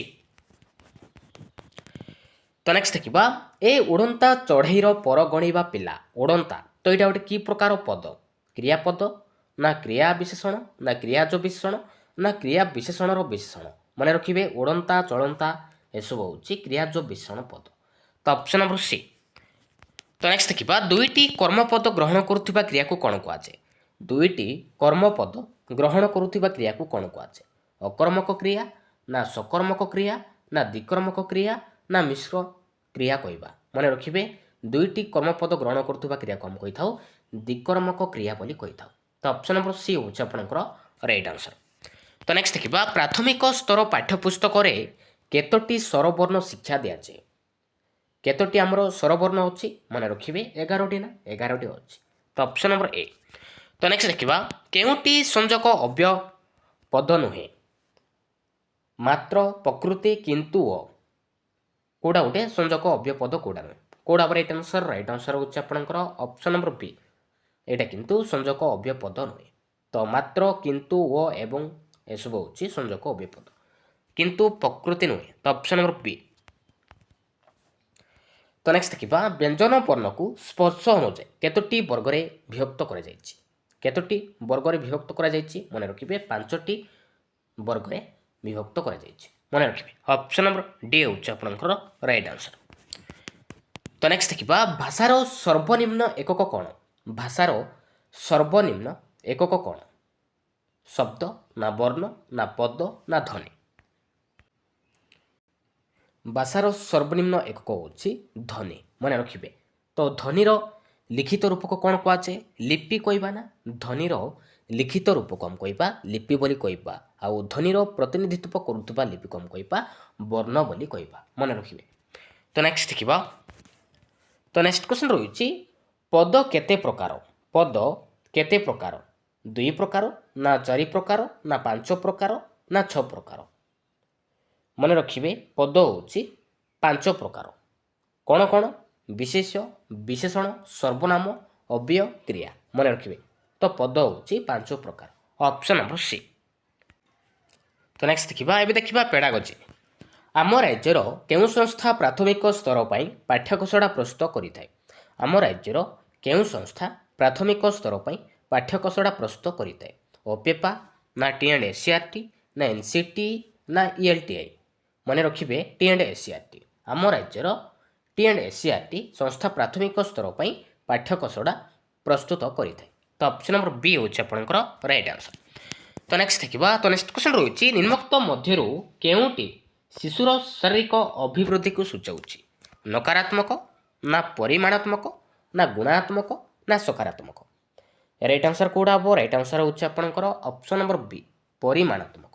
ମନେ ରଖିବେ ଅପସନ୍ ନମ୍ବର ବି। ତ ନେକ୍ସଟ ଦେଖିବା ବ୍ୟକ୍ତିର ନିଜର ଭୁଲରୁ ହିଁ ଶିଖେ ଏହା କେଉଁ ଶିକ୍ଷଣ ତତ୍ତ୍ୱ ଉପରେ ଆଧାରିତ? ବ୍ୟକ୍ତିର ନିଜର ଭୁଲରୁ ହିଁ ଶିଖେ ଏହା କେଉଁ ଶିକ୍ଷଣ ତତ୍ତ୍ୱ ଉପରେ ଆଧାରିତ? ଯାନ୍ତ୍ରିକ ଅନୁବନ୍ଧ ନା ଅନ୍ତର୍ଦୃଷ୍ଟି ନା ପ୍ରଯତ୍ନ ପ୍ରମାଦ ନା ସାପେକ୍ଷ ପ୍ରତିବର୍ତ୍ତ? ରାଇଟ୍ ଆନ୍ସର କେଉଁଟା ହେବ? ରାଇଟ୍ ଆନ୍ସର ହେଉଛି ଆପଣଙ୍କର ଅପସନ୍ ନମ୍ବର ସି ପ୍ରଯତ୍ନ ପ୍ରମାଦ। ମନେ ରଖିବେ ବ୍ୟକ୍ତିର ନିଜର ଭୁଲରୁ ହିଁ ଶିଖେ ତ ଏଇଟା ହେଉଛି ପ୍ରଯତ୍ନ ପ୍ରମାଦ ତତ୍ତ୍ୱ ଉପରେ ଆଧାରିତ। ତ ପ୍ରଯତ୍ନ ପ୍ରମାଦ ତତ୍ତ୍ୱର ପ୍ରବର୍ତ୍ତକ କିଏ? ମନେ ରଖିବେ ଥର୍ନଡାଇକ୍। ଆଉ ଯାନ୍ତ୍ରିକ ଅନୁବନ୍ଧ କିଏ ମତବାଦ ପ୍ରତିଷ୍ଠା କରିଥିଲେ? ମନେ ରଖିବେ ଯାନ୍ତ୍ରିକ ଅନୁବନ୍ଧ ମତବାଦ କିଏ ପ୍ରତିଷ୍ଠା କରିଥିଲେ? B.F. ସ୍କିନର। ମନେ ରଖିବେ ଆଉ ଅନ୍ତର୍ଦୃଷ୍ଟିକୁ 4 ଜଣ ବ୍ୟକ୍ତି ପ୍ରତିଷ୍ଠା କରୁଥିଲେ କଫକା, କହେଲର, ଭେର୍ଦିମାର, ଲୁଇନ୍। ଏଇ 4 ଜଣ ବ୍ୟକ୍ତି ଅନ୍ତର୍ଦୃଷ୍ଟିକୁ ପ୍ରତିଷ୍ଠା କରୁଥିଲେ। ମନେ ରଖିବେ ତ ଅପସନ୍ ନମ୍ବର ସି ହେଉଛି ଆପଣଙ୍କର ରାଇଟ୍ ଆନ୍ସର। ତ ନେକ୍ସଟ ଦେଖିବା ନିମ୍ନୋକ୍ତ ମଧ୍ୟରୁ କେଉଁ ତଥ୍ୟଟି ଠିକ୍ ନୁହେଁ? ତ 4ଟି ଅପସନ୍ ଦେଇଛି ତ 4ଟି ଅପସନ୍ ମଧ୍ୟରୁ କେଉଁଟା ଗୋଟେ ଠିକ୍ ନୁହେଁ? କେଉଁ ଉକ୍ତିଟି ଠିକ୍ ନୁହେଁ? ଅପସନ୍ ଏ ଦେଇଛି ଅଭିବୃଦ୍ଧି ଏକ ଜୈବିକ ପ୍ରକ୍ରିୟା ତ ଏଇଟା ଠିକ୍ ଅଛି। ଅପସନ୍ ବି ଦେଖନ୍ତୁ ବିକାଶ ଏକ ପରିମାଣାତ୍ମକ ପ୍ରକ୍ରିୟା ତ ଏଇଟା ଭୁଲ ଅଛି। ତ ଶିକ୍ଷା ଏକ ଲକ୍ଷ୍ୟାଭିମୁଖ ପ୍ରକ୍ରିୟା ତ ଏଇଟା ମଧ୍ୟ ଠିକ୍ ଅଛି। ଶିକ୍ଷଣ ଏକ ଆଚରଣଗତ ପରିବର୍ତ୍ତନ ପ୍ରକ୍ରିୟା ତ ଏଇଟା ମଧ୍ୟ ଠିକ୍ ଅଛି। କିନ୍ତୁ ବିକାଶ ଏକ ପରିମାଣାତ୍ମକ ପ୍ରକ୍ରିୟା ଦେଇଛି ତ ଏଇଟା ଭୁଲ ଅଛି। ବିକାଶ ଏକ ଗୁଣାତ୍ମକ ପ୍ରକ୍ରିୟା। ମନେ ରଖିବେ ତ ଅପସନ୍ ନମ୍ବର ବି। ତ ନେକ୍ସଟ ଦେଖିବା ବହୁ ବିକଳ୍ପ ପ୍ରଶ୍ନ କ୍ଷେତ୍ରରେ କେଉଁ ତଥ୍ୟଟି ଠିକ୍ ନୁହେଁ। ବହୁ ବିକଳ୍ପ ପ୍ରଶ୍ନ କ୍ଷେତ୍ରରେ କେଉଁ ତଥ୍ୟଟି ଠିକ୍ ନୁହେଁ। ଅପସନ୍ ଏ ଦେଇଛି ଅନଭିଜ୍ଞ ଶିକ୍ଷକ ମଧ୍ୟ ସହଜରେ ପ୍ରଶ୍ନ ପ୍ରସ୍ତୁତ କରିପାରନ୍ତି, ସମସ୍ତ ବିକଳ୍ପ ଉତ୍ତର ସମ୍ଭବ ମନେ ହୁଏ, ନା କମ୍ପ୍ୟୁଟର ମାଧ୍ୟମରେ ନିର୍ଭୁଲ ଓ ଦ୍ରୁତ ମୂଲ୍ୟାୟନ ହୋଇପାରେ, ନା ବିକଳ୍ପ ମାନଙ୍କ ମଧ୍ୟରୁ ମାତ୍ର ଗୋଟିଏ ଠିକ୍ ଉତ୍ତର ଅଟେ। ରାଇଟ୍ ଆନ୍ସର ହେଉଛି ଆପଣଙ୍କର ଅପସନ୍ ନମ୍ବର ଏ, ଅନଭିଜ୍ଞ ଶିକ୍ଷକ ମଧ୍ୟ ସହଜରେ ପ୍ରଶ୍ନ ପ୍ରସ୍ତୁତ କରିପାରନ୍ତି ନାହିଁ। ମନେ ରଖିବେ, ତ ଏଇ ଉକ୍ତିଟି ଭୁଲ ଅଛି। ଅପସନ୍ ନମ୍ବର ଏ ଯେଉଁ ଆପଣଙ୍କର ରାଇଟ୍ ଆନ୍ସର। ତ ନେକ୍ସଟ ଦେଖିବା ଶିକ୍ଷାର୍ଥୀମାନଙ୍କର ଶୈକ୍ଷିକ ଦୋଷ ଦୁର୍ବଳତା କେଉଁ ପ୍ରକାର ମୂଲ୍ୟାୟନ ଦ୍ୱାରା ନିରୂପଣ କରାଯାଇଥାଏ। ଶିକ୍ଷାର୍ଥୀମାନଙ୍କର ଶୈକ୍ଷିକ ଦୋଷ ଦୁର୍ବଳତା କେଉଁ ପ୍ରକାର ମୂଲ୍ୟାୟନ ଦ୍ୱାରା ନିରୂପଣ କରାଯାଇଥାଏ। ରାଇଟ୍ ଆନ୍ସର କେଉଁଟା ହେବ? ରାଇଟ୍ ଆନ୍ସର ହେଉଛି ଆପଣଙ୍କର ଅପସନ୍ ନମ୍ବର ଡି, ନୈଦାନିକ ମୂଲ୍ୟାୟନ ଦ୍ୱାରା ହିଁ ନିରୂପଣ କରାଯାଇଥାଏ। ତ ନେକ୍ସଟ ଦେଖିବା ଜଣେ ଛାତ୍ରର ପ୍ରକୃତ ବୟସ 7 ବର୍ଷ ଏବଂ ମାନସିକ ବୟସ ମଧ୍ୟ 7 ବର୍ଷ ହେଲେ ଛାତ୍ରଟି କେଉଁ ଶ୍ରେଣୀର ଅନ୍ତର୍ଭୁକ୍ତ ହେବ? କେଉଁ ଶ୍ରେଣୀର ଅନ୍ତର୍ଭୁକ୍ତ ହେବ? ମନେ ରଖିବେ, ଏଇଟା ହେଉଛି ସାଧାରଣ ବୁଦ୍ଧି ସମ୍ପନ୍ନ ଶ୍ରେଣୀରେ ଅନ୍ତର୍ଭୁକ୍ତ ହେବ। ତ ଅପସନ୍ ନମ୍ବର ବି ହେଉଛି ଆପଣଙ୍କର ରାଇଟ୍ ଆନ୍ସର। ତ ନେକ୍ସଟ ଦେଖିବା ସୂକ୍ଷ୍ମ ତନ୍ତୁଚାଳନା ଦୃଷ୍ଟିକୋଣରୁ କେଉଁଟି ଅନ୍ୟ ତିନୋଟି ଠାରୁ ଭିନ୍ନ? ସୂକ୍ଷ୍ମ ତନ୍ତୁଚାଳନା ଦୃଷ୍ଟିକୋଣରୁ କେଉଁଟି ଅନ୍ୟ ତିନୋଟି ଠାରୁ ଭିନ୍ନ? ବିନ୍ଦୁ ସଂଯୋଗୀକରଣ, ନା ଶ୍ରୁତ ଲିଖନ, ନା ହସ୍ତାକ୍ଷର ଲିଖନ, ନା ଫଳ ଓ ପନିପରିବା ପୃଥକୀକରଣ। ରାଇଟ୍ ଆନ୍ସର କେଉଁଟା ହେବ? ରାଇଟ୍ ଆନ୍ସର ହେଉଛି ଆପଣଙ୍କର ଅପସନ୍ ନମ୍ବର ଡି, ଫଳ ଓ ପନିପରିବା ପୃଥକୀକରଣ ସୂକ୍ଷ୍ମ ତନ୍ତୁଚାଳନା ଦୃଷ୍ଟିକୋଣରୁ ଏମାନଙ୍କ ଠାରୁ ଭିନ୍ନ ଅଛି। ତ ଅପସନ୍ ନମ୍ବର ଡି। ତ ନେକ୍ସଟ ଦେଖିବା ପ୍ରାକ୍ ପ୍ରାଥମିକ ଶିକ୍ଷା କ୍ଷେତ୍ରରେ ଏକ ସମୟରେ ଅକ୍ଷର ଲେଖିବା ଓ ବଡ଼ ପାଟିରେ ପଢ଼ିବା ଉପରେ ଗୁରୁତ୍ୱ ଦିଆଯାଇଥାଏ। ଏହା କେଉଁ ଶିକ୍ଷଣ ତତ୍ତ୍ୱ ଉପରେ ଆଧାରିତ? କେଉଁ ଶିକ୍ଷଣ ତତ୍ତ୍ୱ ଉପରେ ଆଧାରିତ? ମନେ ରଖିବେ, ଏଇଟା ହେଉଛି ଅନୁବନ୍ଧ ତତ୍ତ୍ୱ ଉପରେ ଆଧାରିତ। ତ ଅପସନ୍ ନମ୍ବର ବି ହେଉଛି ଆପଣଙ୍କର ରାଇଟ୍ ଆନ୍ସର। ତ ନେକ୍ସଟ ଦେଖିବା ପ୍ରଶ୍ନପତ୍ର ନକ୍ସା ପ୍ରସ୍ତୁତି ସମୟରେ ନିମ୍ନୋକ୍ତ ମଧ୍ୟରୁ କାହାକୁ ବିଚାରକୁ ନିଆଯାଇନଥାଏ? କାହାକୁ ନିଆଯାଇନଥାଏ? ପ୍ରସଙ୍ଗକୁ, ନା ଶୈକ୍ଷିକ ଉଦ୍ଦେଶ୍ୟକୁ, ନା ପ୍ରଶ୍ନର ପ୍ରକାର ଭେଦକୁ, ନା ଶିକ୍ଷାଦାନ ସମୟକୁ। ପ୍ରଶ୍ନପତ୍ର ନକ୍ସା ପ୍ରସ୍ତୁତି ସମୟରେ କାହାକୁ ନିଆଯାଇନଥାଏ? ମନେ ରଖିବେ, ଶିକ୍ଷାଦାନ ସମୟକୁ ହିଁ ନିଆଯାଇନଥାଏ। ତ ଅପସନ୍ ନମ୍ବର ସି ହେଉଛି ଆପଣଙ୍କର ରାଇଟ୍ ଆନ୍ସର। ତ ନେକ୍ସଟ ଦେଖିବା ମନୋବିଜ୍ଞାନ ହେଉଛି ଗୋଟେ ଆତ୍ମା ସମ୍ପର୍କୀୟ ବିଜ୍ଞାନ, ନା ମନ ସମ୍ପର୍କୀୟ ବିଜ୍ଞାନ, ନା ଚେତନା ସମ୍ପର୍କୀୟ ବିଜ୍ଞାନ, ନା ଆଚରଣ ସମ୍ପର୍କୀୟ ବିଜ୍ଞାନ। ମନେ ରଖିବେ, ମନୋବିଜ୍ଞାନ ହେଉଛି ଆଚରଣ ସମ୍ପର୍କୀୟ ବିଜ୍ଞାନ ଅଟେ। ତ ଅପସନ୍ ନମ୍ବର ଡି ହେଉଛି ଆପଣଙ୍କର ରାଇଟ୍ ଆନ୍ସର। ତ ନେକ୍ସଟ ଦେଖିବା କେଉଁଟି ଅଭିପ୍ରେରଣାର ଏକ ଉପାଦାନ ନୁହେଁ? ଅଭିପ୍ରେରଣାର ଏକ ଉପାଦାନ କେଉଁଟା ନୁହେଁ? ପୁରସ୍କାର, ନା ପ୍ରୋତ୍ସାହନ, ନା ପ୍ରଶଂସା, ନା ଅଭ୍ୟାସୀକରଣ। ରାଇଟ୍ ଆନ୍ସର ହେଉଛି ଆପଣଙ୍କର ଅପସନ୍ ନମ୍ବର ଡି, ଅଭ୍ୟାସୀକରଣ କିନ୍ତୁ ଅଭିପ୍ରେରଣାର ଏକ ଉପାଦାନ ନୁହେଁ। ତ ଅପସନ୍ ନମ୍ବର ଡି। ତ ନେକ୍ସଟ ଦେଖିବା 2ରୁ 6 ବର୍ଷ ପର୍ଯ୍ୟନ୍ତ ଅବସ୍ଥାକୁ କ'ଣ କୁହାଯାଏ? 2ରୁ 6 ବର୍ଷ ପର୍ଯ୍ୟନ୍ତ ଅବସ୍ଥାକୁ କ'ଣ କୁହାଯାଏ? କ'ଣ କୁହାଯାଏ? ମନେ ରଖିବେ, ତାକୁ ଆମେ କହିବା ଆଦ୍ୟ ବାଲ୍ୟାବସ୍ଥା କହିବା। ଆଉ ଜନ୍ମରୁ 2 ବର୍ଷକୁ ଆମେ କହିବା ଶୈଶବ ଅବସ୍ଥା, ଆଉ 3ରୁ 6 ବର୍ଷକୁ ଆମେ କହିବା ପ୍ରାନ୍ତ ବାଲ୍ୟାବସ୍ଥା, 6ରୁ 12 ବର୍ଷକୁ ଆମେ କହିବା ପ୍ରାନ୍ତ ବାଲ୍ୟାବସ୍ଥା, ଆଉ ପ୍ରାକ୍ କୈଶୋର ଅବସ୍ଥା 10ରୁ 14 ବର୍ଷକୁ ଆମେ କହିବା ପ୍ରାକ୍ କୈଶୋର ଅବସ୍ଥା ବୋଲି କହିବା। ତ ଅପସନ୍ ନମ୍ବର ଏ ଯେଉଁ ଆପଣଙ୍କର ରାଇଟ୍ ଆନ୍ସର, 2ରୁ 6 ବର୍ଷକୁ ଆମେ କହିବା ଆଦ୍ୟ ବାଲ୍ୟାବସ୍ଥା। ତ ନେକ୍ସଟ ଦେଖିବା କେଉଁ ପଦ୍ଧତି ଦ୍ୱାରା ମୁଖ୍ୟତଃ ଶିକ୍ଷକ ଶିକ୍ଷାର୍ଥୀମାନଙ୍କର ଗୋଷ୍ଠୀଗତ ଆଚରଣ ଅନୁଧ୍ୟାନ କରିଥାନ୍ତି? ତ ଏଇଟା ହେଉଛି ପର୍ଯ୍ୟବେକ୍ଷଣ। ମନେ ରଖିବେ, ପର୍ଯ୍ୟବେକ୍ଷଣ ପଦ୍ଧତି ଦ୍ୱାରା ହିଁ ଶିକ୍ଷକ ଶିକ୍ଷାର୍ଥୀମାନଙ୍କର ଗୋଷ୍ଠୀଗତ ଆଚରଣ ଅନୁଧ୍ୟାନ କରିଥାନ୍ତି। ତ ଅପସନ୍ ନମ୍ବର ଡି ହେଉଛି ଆପଣଙ୍କର ରାଇଟ୍ ଆନ୍ସର। କେଉଁଟି ଆବେଗକୁ ସୂଚାଏ ନାହିଁ? କେଉଁଟା ଗୋଟେ ଆବେଗ ନୁହେଁ? ଆନନ୍ଦ, ନା ଦୁଃଖ, ନା କୌତୂହଳ, ନା ସହିଷ୍ଣୁତା। ରାଇଟ୍ ଆନ୍ସର ହେଉଛି ଆପଣଙ୍କର ଅପସନ୍ ନମ୍ବର ଡି, ସହିଷ୍ଣୁତା। ଏଇଟା କିନ୍ତୁ ଆବେଗ ନୁହେଁ। ତ ଆନନ୍ଦ ହେଇଗଲା, ଦୁଃଖ ହେଇଗଲା, କୌତୂହଳ ହେଇଗଲା, ବିରକ୍ତି, କ୍ରୋଧ, ଈର୍ଷା, ଏସବୁ ଗୋଟେ ଗୋଟେ ହେଉଛି ଆବେଗ ଅଟେ। ତ ନେକ୍ସଟ ଦେଖିବ ଶିଶୁ ନିଜେ ନ ଖେଳି ଅନ୍ୟର ଖେଳ ଦେଖି ଆନନ୍ଦ ଉପଭୋଗ କରିବାକୁ କେଉଁ ପ୍ରକାର କ୍ରୀଡ଼ା କହିବା? କେଉଁ ପ୍ରକାର କ୍ରୀଡ଼ା କୁହାଯାଏ? ମନେ ରଖିବେ, ତାକୁ ଆମେ କହିବା ସକ୍ରିୟ କ୍ରୀଡ଼ା ବୋଲି କହିବା। ଆଉ ମୁକ୍ତ କ୍ରୀଡ଼ା କାହାକୁ କୁହାଯାଏ? ଯେଉଁ କ୍ରୀଡ଼ାରେ କିଛି ନୀତି ନିୟମ ନଥାଏ ତାକୁ ଆମେ କହିବା ମୁକ୍ତ କ୍ରୀଡ଼ା ବୋଲି କହିବା। ଆଉ ନିୟନ୍ତ୍ରିତ କ୍ରୀଡ଼ା, ଯେଉଁ କ୍ରୀଡ଼ାରେ ଶିଶୁ ନିଜ ଇଚ୍ଛା ଅନୁସାରେ କାର୍ଯ୍ୟ କରିପାରେ ନାହିଁ ସେହି କ୍ରୀଡ଼ାକୁ ଆମେ କହିବା ନିୟନ୍ତ୍ରିତ କ୍ରୀଡ଼ା ବୋଲି କହିବା। ମନେ ରଖିବେ। ତ ନେକ୍ସଟ ଦେଖିବା କେଉଁଟି ବୌଦ୍ଧିକ ବିକାଶର ଉପାଦାନ ନୁହେଁ? ବୌଦ୍ଧିକ ବିକାଶର ଉପାଦାନ କୋଉଟା ନୁହେଁ? ସୃଜନ ଶକ୍ତି, ତ ଏଇଟା ହେଉଛି ବୌଦ୍ଧିକ ବିକାଶର ଉପାଦାନ। ଚିନ୍ତନ ଶକ୍ତି, ତ ଏଇଟା ମଧ୍ୟ ଗୋଟେ ବୌଦ୍ଧିକ ବିକାଶର ଉପାଦାନ।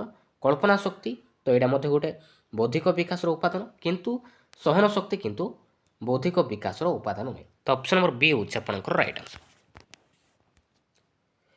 ମନର ବିଶ୍ଳେଷଣାତ୍ମକ ଓ ସଂଶ୍ଳେଷଣାତ୍ମକ ସାମର୍ଥ୍ୟକୁ ବୃଦ୍ଧି କୁହାଯାଏ। ଏହାର ପ୍ରବକ୍ତା କିଏ? କିଏ? ମନେ ରଖିବେ, ସ୍ପିୟରମ୍ୟାନ୍। Option number A. ତ ନେକ୍ସଟ ଦେଖିବା, କେଉଁ ଶ୍ରେଣୀର ଶିକ୍ଷାର୍ଥୀ ସ୍ୱତନ୍ତ୍ର ଗୋଷ୍ଠୀ ଶ୍ରେଣୀ ଅନ୍ତର୍ଭୁକ୍ତ ହୁଅନ୍ତି? କେଉଁ ଶ୍ରେଣୀର ଶିକ୍ଷାର୍ଥୀ ସ୍ୱତନ୍ତ୍ର ଗୋଷ୍ଠୀ ଶ୍ରେଣୀ ଅନ୍ତର୍ଭୁକ୍ତ ହୋଇଥାନ୍ତି? ମନେ ରଖିବେ, ତ ଏଇଟା ହେଉଛି ସାଧାରଣ ଶ୍ରେଣୀର ଶିକ୍ଷାର୍ଥୀ ସ୍ୱତନ୍ତ୍ର ଗୋଷ୍ଠୀ ଶ୍ରେଣୀ ଅନ୍ତର୍ଭୁକ୍ତ ହୋଇଥାନ୍ତି। ତ ଅପସନ୍ ନମ୍ବର ସି ହେଉଛି ଆପଣଙ୍କର ରାଇଟ୍ ଆନ୍ସର। ତ ନେକ୍ସଟ ଦେଖିବା, ନିମ୍ନୋକ୍ତ ମଧ୍ୟରୁ କେଉଁଟି ପାଠ୍ୟୋପକରଣ ବ୍ୟବହାରରେ ଉପଯୋଗିତା ନୁହେଁ? ପାଠ୍ୟୋପକରଣର ବ୍ୟବହାରର ଏକ ଉପଯୋଗିତା କୋଉଟା ନୁହେଁ? ଅପସନ୍ ଏ ଦେଇଛି ଶିକ୍ଷକଙ୍କ ବିଷୟଗତ ଜ୍ଞାନ ବୃଦ୍ଧି କରିବା, ନା ଶିକ୍ଷଣ ପ୍ରକ୍ରିୟାକୁ ସହଜ କରିବା, ନା ଶିଶୁର ପାଠ୍ୟବସ୍ତୁ ପ୍ରତି ଆଗ୍ରହ ସୃଷ୍ଟି କରିବା, ନା ପାଠ୍ୟବସ୍ତୁ ସମ୍ବନ୍ଧରେ ବାସ୍ତବ ଜ୍ଞାନ ଦେବା।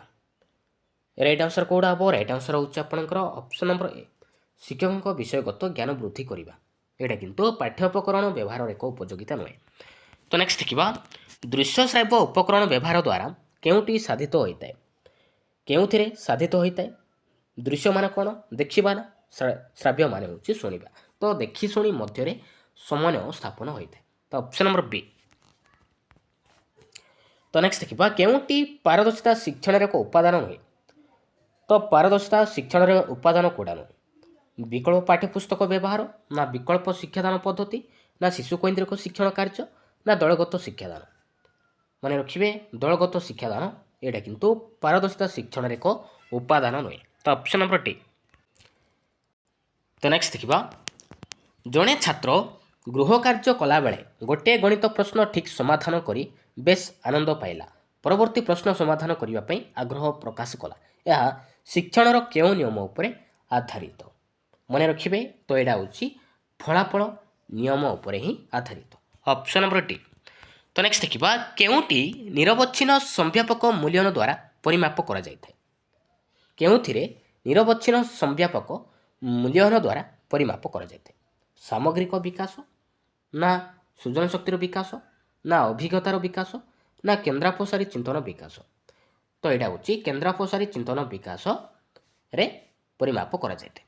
ତ ନେକ୍ସଟ ଦେଖିବା, ଜଣେ ଶିକ୍ଷାର୍ଥୀର ବର୍ତ୍ତମାନର ଶୈକ୍ଷିକ ସଫଳତାରୁ ଭବିଷ୍ୟତରେ ତା'ର ବିଭିନ୍ନ କ୍ଷେତ୍ରରେ ଦକ୍ଷତା ଓ ସଫଳତା ଆକଳନ କରିବା ନିମନ୍ତେ କେଉଁ ପରୀକ୍ଷଣ କରାଯାଇଥାଏ?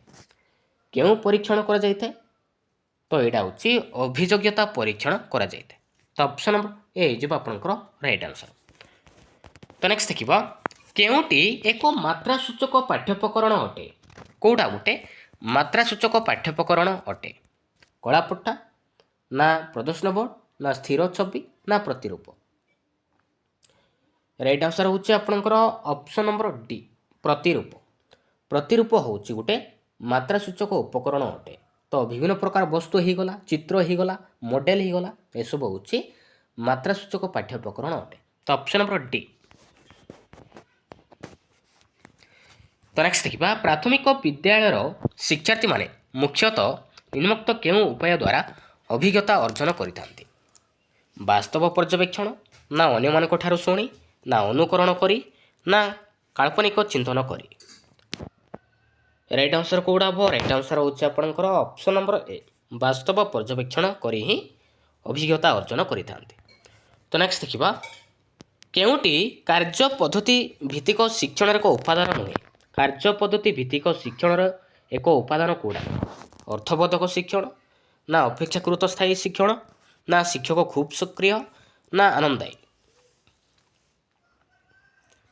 ରାଇଟ୍ ଆନ୍ସର ହେଉଛି ଆପଣଙ୍କର ଅପସନ୍ ନମ୍ବର ସି, ଶିକ୍ଷକ ଖୁବ୍ ସକ୍ରିୟ। Option number C. ତ ନେକ୍ସଟ ଦେଖିବା,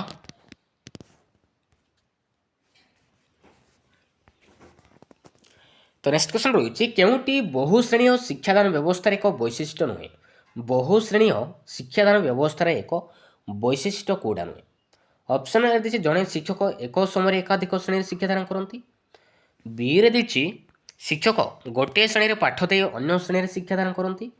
ସିରେ ଦେଇଛି ଶିକ୍ଷକ କ୍ରମାନ୍ୱୟରେ गोटे पर गोटे श्रेणी शिक्षादान करती। डी रही गोटे श्रेणी मॉनिटर द्वारा श्रृंखला रक्षा करती। कौटा गोटे बहु श्रेणी शिक्षादान व्यवस्था एक वैशिष्ट्य कौटा न राइट आंसर होची आपनकर ऑप्शन नंबर सी शिक्षक क्रमान्वय गोटे पर गोटे श्रेणी शिक्षादान करती। एटा किंतु बहु श्रेणी शिक्षादान व्यवस्था एक वैशिष्ट्य नुहे। तो ऑप्शन नंबर सी। तो नेक्स्ट देखिबा केउटी सृजनात्मक चिंतन एक उपादान नुहे। सृजनात्मक चिंतन एक उपादान कौड़ा नुहे मन रखिए केन्द्राभिमुखी चिंतन एटा किंतु सृजनात्मक चिंतन एक उपादान नुहे। तो ऑप्शन नंबर बी हूँ आपंकर राइट आंसर। एवं देखा इन्वायरमेंटल स्टडीज तो देखंतु केउटी पावर रो एकक केउटी पावर रो एकक जूल ना वाट ना कैलोरी ना न्यूटन। राइट आंसर कौटा हम राइट आंसर हूँ आपंकर ऑप्शन नंबर बी। तो पावर रो एकक हूँ वाट। तो ऑप्शन नंबर बी हूँ आपंकर राइट आंसर। तो नेक्स्ट देखा एक किलोग्राम वस्तुत्व विशिष्ट गोटे वस्तु 5 मीटर उच्चतार तलक पड़े यार शक्ति केते हेबो। 1 किलोग्राम वस्तुत्व विशिष्ट गोटे वस्तु 5 मीटर उच्चतार तलक पड़े यार शक्ति केते हेबो यार शक्ति होउछि 49 जे। तो ऑप्शन नंबर बी। तो नेक्स्ट देखिबा अम्लदोष दूर करिबा को जड़े डाक्तर एक औषध खाइबा को परामर्श देले ताहा निम्नोक्त मध्यरु केउटी। अम्लदोष दूर करिबारु जड़े डाक्तर एक औषध खाइबा को परामर्श देले तो एमानक मध्यरु कोडा गुटे कोडा पर राइट आंसर होछि आपनकर ऑप्शन नंबर बी AiOH3 मन रखिबे ऑप्शन नंबर बी। तो नेक्स्ट देखिबा तो नेक्स्ट क्वेश्चन रहिछि केउ जोड़ेटी ठीक नुहे। तो चारिटी ऑप्शन देइछि तो चारिटी ऑप्शन मध्यरु केउ जोड़ेटी ठीक नुहे। तो देखंतु मयूरभंज बारिपदा तो ये ठीक अछि। फुलबाणी कंधमाल तो यहाँ मतलब ठीक अच्छी। गजपति पारला खेमुंडी तो यहाँ मतलब ठीक अच्छी किंतु गंजाम खलिकोट तो ये जोड़े ठीक नुहे। तो ऑप्शन नंबर ए हो आपंकर राइट आंसर। तो नेक्स्ट देखा केउ राज्यटीर राज्य सीमा आमर एक पड़ोशी राष्ट्र सह लगी ना। केउ राज्यटीर राज्य सीमा आमर एक पड़ोशी राष्ट्र सह लगी ना। आसाम ना नागालैंड ना हरियाणा ना बिहार। तो राइट आंसर कौटा हम राइट आंसर हूँ आपंकर ऑप्शन नंबर सी हरियाणा एटा किंतु लगी ना। तो नेक्स्ट देखा मानचित्र रे पार्वत्य भूमि दर्शाइवाई केउ रंग व्यवहार करा जायते। मानचित्र रे पर्वत को दर्शाइवाई आम केउ रंग व्यवहार करिबा। केउ रंग मन रखिबे गाढ़ बादामी रंगर व्यवहार करिबा। तो ऑप्शन नंबर बी। तो नेक्स्ट देखा भारतर केउ राज्य रे सर्वाधिक कृष्णकार्पास मूर्तिका देखा जाए। आम भारत रे केउ राज्य रे सर्वाधिक कृष्णकार्पास मूर्तिका देखा जाए। राइट आंसर कौटा हम राइट आंसर हूँ आपंकर ऑप्शन नंबर सी गुजरात रे मन रखिए गुजरात राज्य रे सर्वाधिक कृष्णकार्पास मूर्तिका देखा जाए ऑप्शन नंबर सी। तो नेक्स्ट देखा ताप प्रयोग कले केउटी कठिन अवस्थारू सीधासलख बाष्परे परिणत होता है। ताप प्रयोग कले केउ कठिन अवस्थारू सीधासलख बाष्परे परिणत हुए ना होई नଥାଏ। राइट आंसर कौटा हम राइट आंसर हूँ आपंकर ऑप्शन नंबर ए गंध कर्पूर ऑप्शन नंबर ए। तो नेक्स्ट देखा न्यूक्लियस रो चार्ज कौन हो पारे। न्यूक्लियस रो चार्ज कौन हो पारे जुक्तात्मक ना विजुक्तात्मक ना उभय जुक्तात्मक विजुक्तात्मक ना विद्युत निरपेक्ष। न्यूक्लियस रो चार्ज तो हूँ जुक्तात्मक। तो ऑप्शन नंबर ए। तो नेक्स्ट देखा केउटे एक धातव ऑक्साइड गुण अटे। कौटा गोटे धातव ऑक्साइड गुण अटे। राइट आंसर कौटा हम राइट आंसर हूँ आपंकर ऑप्शन नंबर बी क्षारीय। क्षारीय हूँ गोटे धातव ऑक्साइड ऑप्शन नंबर बी। तो नेक्स्ट देखा डीपीटी बूस्टर केउ रोगर प्रतिषेधक रूप नि जाए। डीपीटी बूस्टर केउ रोगर प्रतिषेधक रूपे नि जाए। कौटा राइट आंसर हूँ आपंकर ऑप्शन नंबर सी डिप्थेरिया लहराकाश टिटानस मन रखिए डीपीटी नि जाए। तो ऑप्शन नंबर सी हूँ आपंकर राइट आंसर। तो नेक्स्ट देखा कहा द्वारा एड्स होता है। कहा द्वारा एड्स होता है कहा द्वारा मन रखिए भूताणु द्वारा। ଭୂତାଣୁ ଦ୍ୱାରା ଏଡ୍ସ ହୋଇଥାଏ। Option number D. ତ ନେକ୍ସଟ ଦେଖିବା ରକ୍ତରେ କେଉଁଟିର ଉପସ୍ଥିତିରୁ ବ୍ୟକ୍ତିକୁ ମ୍ୟାଲେରିଆ ହୋଇଛି ବୋଲି ଜାଣିହେବ? ଲୋହିତ ରକ୍ତକଣିକାରେ, ମଶାର ଲାର୍ଭା, ନା ମଶାର ଅଣ୍ଡା, ନା ରକ୍ତରେ ଫାଟିଥିବା ଲିଭର କୋଷ, ନା ଲୋହିତ ରକ୍ତକଣିକାରେ ପ୍ଲାଜମୋଡ଼ିୟମ। କୋଉଟା ହବ ରାଇଟ୍ ଆନ୍ସର? ରାଇଟ୍ ଆନ୍ସର ହେଉଛି ଆପଣଙ୍କର ଅପସନ୍ ନମ୍ବର ଡି, ଲୋହିତ ରକ୍ତକଣିକାରେ ପ୍ଲାଜମୋଡ଼ିୟମ। ତ ନେକ୍ସଟ ଦେଖିବା କେଉଁଟି ସୌରଜଗତର ଏକ ସଦସ୍ୟ ନୁହେଁ? ସୌରଜଗତର ଏକ ସଦସ୍ୟ କୋଉଟା ନୁହେଁ? ଗ୍ରହାଣୁପୁଞ୍ଜ, ତ ଏଇଟା ହେଉଛି ସୌରଜଗତର ଗୋଟେ ଏକ ସଦସ୍ୟ, ଉଷାତାରା ମଧ୍ୟ, ଉପଗ୍ରହ ମଧ୍ୟ, କିନ୍ତୁ ତାରକାପୁଞ୍ଜ କିନ୍ତୁ ସୌରଜଗତର ଗୋଟେ ଏକ ସଦସ୍ୟ ନୁହେଁ। ତ ଅପସନ୍ ନମ୍ବର ଡି ହେଉଛି ଆପଣଙ୍କର ରାଇଟ୍ ଆନ୍ସର। ତ ନେକ୍ସଟ ଦେଖିବା ସାମାଜିକ ବିଜ୍ଞାନ ଶିକ୍ଷାଦାନରେ ଚିନ୍ତା ଓ ପ୍ରତ୍ୟାଶାମୂଳକ ପ୍ରଶ୍ନ ଦ୍ୱାରା ଶିକ୍ଷାର୍ଥୀମାନଙ୍କର କ'ଣ ମପା ଯାଇପାରେ? କ'ଣ ମପା ଯାଇପାରେ? ମନେ ରଖିବେ ନୂତନ ବିଷୟ ଶିକ୍ଷାଦାନ ସମ୍ପର୍କିତ ଜ୍ଞାନକୁ ମପା ଯାଇପାରେ। ତ ଅପସନ୍ ନମ୍ବର ଡି ହେଉଛି ଆପଣଙ୍କର ରାଇଟ୍ ଆନ୍ସର। ତ ନେକ୍ସଟ ଦେଖିବା ସାମାଜିକ ବିଜ୍ଞାନ ଶିକ୍ଷାଦାନ ସମୟରେ ସହାୟକ ଉପକରଣ ଦୃଷ୍ଟିରୁ ନିମ୍ନୋକ୍ତ ମଧ୍ୟରୁ କେଉଁଟି ଅନ୍ୟ ତିନୋଟି ଠାରୁ ଭିନ୍ନ? ସ୍ଲାଇଡ୍, ନା ମାନଚିତ୍ର, ନା ପାଠଚକ୍ର, ନା ସମୟରେଖା। କୋଉଟା ହବ ରାଇଟ୍ ଆନ୍ସର? ରାଇଟ୍ ଆନ୍ସର ହେଉଛି ଆପଣଙ୍କର ଅପସନ୍ ନମ୍ବର ସି, ପାଠଚକ୍ର। ମନେ ରଖିବେ। ତ ନେକ୍ସଟ ଦେଖିବା ପ୍ରଶ୍ନପତ୍ର ନକ୍ସା ଯେଉଁଟାକୁ ଆମେ କହୁଛେ ବ୍ଲୁ ପ୍ରିଣ୍ଟ ନିମ୍ନୋକ୍ତ ମଧ୍ୟରୁ କେଉଁଟି ନଥାଏ? ପ୍ରଶ୍ନର ପ୍ରକାର ଭେଦରେ, ନା ମୂଲ୍ୟାୟନରେ, ନା ବିଷୟବସ୍ତୁରେ, ନା ଶୈକ୍ଷିକ ଉଦ୍ଦେଶ୍ୟରେ। ରାଇଟ୍ ଆନ୍ସର କୋଉଟା ହବ? ରାଇଟ୍ ଆନ୍ସର ହେଉଛି ଆପଣଙ୍କର ଅପସନ୍ ନମ୍ବର ବି, ମୂଲ୍ୟାୟନରେ ନଥାଏ। ଅପସନ୍ ନମ୍ବର ବି। ତ ନେକ୍ସଟ ଦେଖିବା କେଉଁଟି ନିର୍ବାଚନମୂଳକ ବସ୍ତୁନିଷ୍ଠ ପ୍ରଶ୍ନ ନୁହେଁ? ତ କୋଉଟା ଗୋଟେ ନିର୍ବାଚନମୂଳକ ବସ୍ତୁନିଷ୍ଠ ପ୍ରଶ୍ନ କୋଉଟା ନୁହେଁ? ଅପସନ୍ ଏ ଦେଇଛି ବିକଳ୍ପ ଉତ୍ତର ନଥିବା ଶୂନ୍ୟସ୍ଥାନ ପୂରଣ, ନା ମେଳକ, ନା ସଜ୍ଜୀକରଣ, ନା ବହୁ ବିକଳ୍ପ। ରାଇଟ୍ ଆନ୍ସର କୋଉଟା ହବ? ରାଇଟ୍ ଆନ୍ସର ହେଉଛି ଆପଣଙ୍କର ଅପସନ୍ ନମ୍ବର ଏ, ବିକଳ୍ପ ଉତ୍ତର ନଥିବା ଶୂନ୍ୟସ୍ଥାନ ପୂରଣ। ଏଇଟା କିନ୍ତୁ ବସ୍ତୁନିଷ୍ଠ ପ୍ରଶ୍ନ ନୁହେଁ। ତ ଅପସନ୍ ନମ୍ବର ଏ। ତ ନେକ୍ସଟ ଦେଖିବା ଶିକ୍ଷାଦାନ ଉପକରଣ ଭାବେ ମାନଚିତ୍ର ପ୍ରସ୍ତୁତି ବେଳେ ଶିକ୍ଷକ କାହା ଉପରେ ଗୁରୁତ୍ୱ ଦେବା ଉଚିତ? ଶିକ୍ଷାଦାନ ଉପକରଣ ଭାବେ ମାନଚିତ୍ର ପ୍ରସ୍ତୁତି ବେଳେ ଶିକ୍ଷକ କାହା ଉପରେ ଗୁରୁତ୍ୱ ଦେବା ଉଚିତ? ମାନଚିତ୍ର ସଂକେତ ଉପରେ, ନା ମାନଚିତ୍ର ପଠନ ଉପରେ, ନା ମାନଚିତ୍ର ଅନୁଶୀଳନ ଉପରେ, ନା ମାନଚିତ୍ରର ଭାଷା ଉପରେ।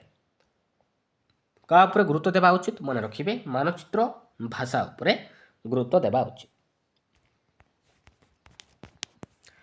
ତ ନେକ୍ସଟ ଦେଖିବା କେଉଁଟି ସ୍ଥାନୀୟ ଇତିହାସ ଶିକ୍ଷାଦାନର ଆଭିମୁଖ୍ୟ? କୋଉଟା ଗୋଟେ ସ୍ଥାନୀୟ ଇତିହାସ ଶିକ୍ଷାଦାନର ଗୋଟେ ଉଦ୍ଦେଶ୍ୟ? ଅପସନ୍ ଏ ଦେଇଛି ସ୍ଥାନୀୟ ରାଜନୈତିକ ଦଳ ଗଢ଼ିବା, ନା ସ୍ଥାନୀୟ ସାଂସ୍କୃତିକ ପରମ୍ପରା ପ୍ରତି ସମ୍ମାନ ଦେବା, ନା ସ୍ଥାନୀୟ ଶିକ୍ଷା ବ୍ୟବସ୍ଥା ପରିଚାଳନା କରିବା, ନା ସ୍ଥାନୀୟ ଭୂମିରୂପ ସମ୍ବନ୍ଧରେ ଜ୍ଞାନ ଆହରଣ କରିବା। ରାଇଟ୍ ଆନ୍ସର କୋଉଟା ହବ? ରାଇଟ୍ ଆନ୍ସର ହେଉଛି ଆପଣଙ୍କର ଅପସନ୍ ନମ୍ବର ବି, ସ୍ଥାନୀୟ ସାଂସ୍କୃତିକ ପରମ୍ପରା ପ୍ରତି ସମ୍ମାନ ଦେବା। ତ ଏଇଟା ହେଉଛି ସ୍ଥାନୀୟ ଇତିହାସ ଶିକ୍ଷାଦାନର ଗୋଟେ ମୁଖ୍ୟ ଉଦ୍ଦେଶ୍ୟ। ତ ଅପସନ୍ ନମ୍ବର ବି ହେଉଛି ଆପଣଙ୍କର ରାଇଟ୍ ଆନ୍ସର। ତ ନେକ୍ସଟ ଦେଖିବା ନିମ୍ନୋକ୍ତ ମଧ୍ୟରୁ କେଉଁଟି ବିଜ୍ଞାନ ପରୀକ୍ଷଣ ପାଇଁ ତ୍ରୁଟିଯୁକ୍ତ? ବିଜ୍ଞାନ ପରୀକ୍ଷଣ ପାଇଁ ତ୍ରୁଟିଯୁକ୍ତ କୋଉଟା ଗୋଟେ ଏମାନଙ୍କ ଭିତରୁ? ଅପସନ୍ ଏ ଦେଇଛି ବିଜ୍ଞାନ ଉପକରଣ ଗୁଡ଼ିକ ଠିକ୍ ଭାବେ ସଜାଇବା, ନା ରାସାୟନିକ ପଦାର୍ଥ ବ୍ୟବହାର ବେଳେ ମିତବ୍ୟୟତା, ନା ପରୀକ୍ଷା ସମୟରେ ଆବଶ୍ୟକ ସତର୍କତା, ନା ପର୍ଯ୍ୟବେକ୍ଷଣ ତଥ୍ୟ ପରୀକ୍ଷା ଶେଷରେ ଟିପିବା। କୋଉଟା ଗୋଟେ ବିଜ୍ଞାନ ପରୀକ୍ଷଣ ପାଇଁ ତ୍ରୁଟିଯୁକ୍ତ? ରାଇଟ୍ ଆନ୍ସର ହେଉଛି ଆପଣଙ୍କର ଅପସନ୍ ନମ୍ବର ଡି, ପର୍ଯ୍ୟବେକ୍ଷଣ ତଥ୍ୟ ପରୀକ୍ଷା ଶେଷରେ ଟିପିବା। ତ ନେକ୍ସଟ ଦେଖିବା ତ ନେକ୍ସଟ କ୍ୱେଶ୍ଚନ ରହିଛି ଭାରତ ସରକାରଙ୍କ କଳାପଟା ଅଭିଯାନ ପ୍ରକଳ୍ପ ନିମ୍ନୋକ୍ତ କେଉଁ ପାଠ୍ୟକ୍ରମ ଆଧାର ଶିକ୍ଷାନୀତି ଉପରେ ପର୍ଯ୍ୟବେସିତ? କୋଉଟା ହବ ରାଇଟ୍ ଆନ୍ସର? ରାଇଟ୍ ଆନ୍ସର ହେଉଛି ଆପଣଙ୍କର ଅପସନ୍ ନମ୍ବର ସି ହେଉଛି ଆପଣଙ୍କର ରାଇଟ୍ ଆନ୍ସର ଜାତୀୟ ଶିକ୍ଷାନୀତି 1986। ଜାତୀୟ ଶିକ୍ଷାନୀତି 1986 ପାଠ୍ୟକ୍ରମ ଆଧାର ଉପରେ ପର୍ଯ୍ୟବେସିତ। ତ ଅପସନ୍ ନମ୍ବର ସି ହେଉଛି ଆପଣଙ୍କର ରାଇଟ୍ ଆନ୍ସର।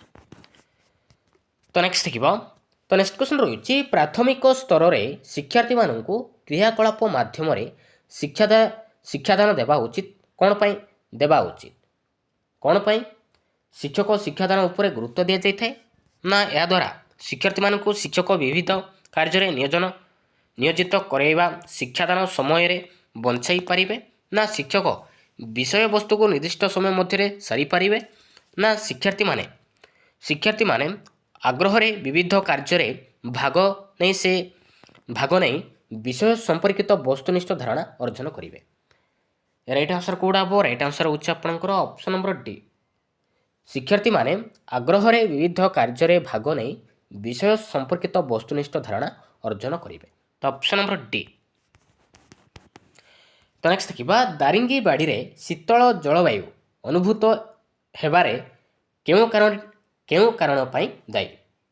ସମୁଦ୍ରଠାରୁ ଦୂରତା ନା ହିମାଳୟ ଠାରୁ ବହୁ ଦୂରରେ ଅବସ୍ଥିତ ନା ବୃଷ୍ଟିପାତ ନା ସମୁଦ୍ର ପତନରୁ ଉଚ୍ଚତା? କ'ଣ ପାଇଁ ଦାୟୀ? ଦାରିଙ୍ଗିବାଡ଼ିରେ ଶୀତଳ ଜଳବାୟୁ ଅନୁଭୂତ ହେବାରେ କ'ଣ ପାଇଁ ଦାୟୀ? କେଉଁ କାରଣ ପାଇଁ ଦାୟୀ? ରାଇଟ୍ ଆନ୍ସର ହେଉଛି ଆପଣଙ୍କର ଅପସନ୍ ନମ୍ବର ଡି, ସମୁଦ୍ର ପତନରୁ ଉଚ୍ଚତା। ତ ନେକ୍ସଟ ଦେଖିବା ସର୍ବୋଚ୍ଚ ନ୍ୟାୟାଳୟର ବିଚାରପତିମାନେ କେତେ ବର୍ଷ ବୟସରେ ଅବସର ଗ୍ରହଣ କରନ୍ତି?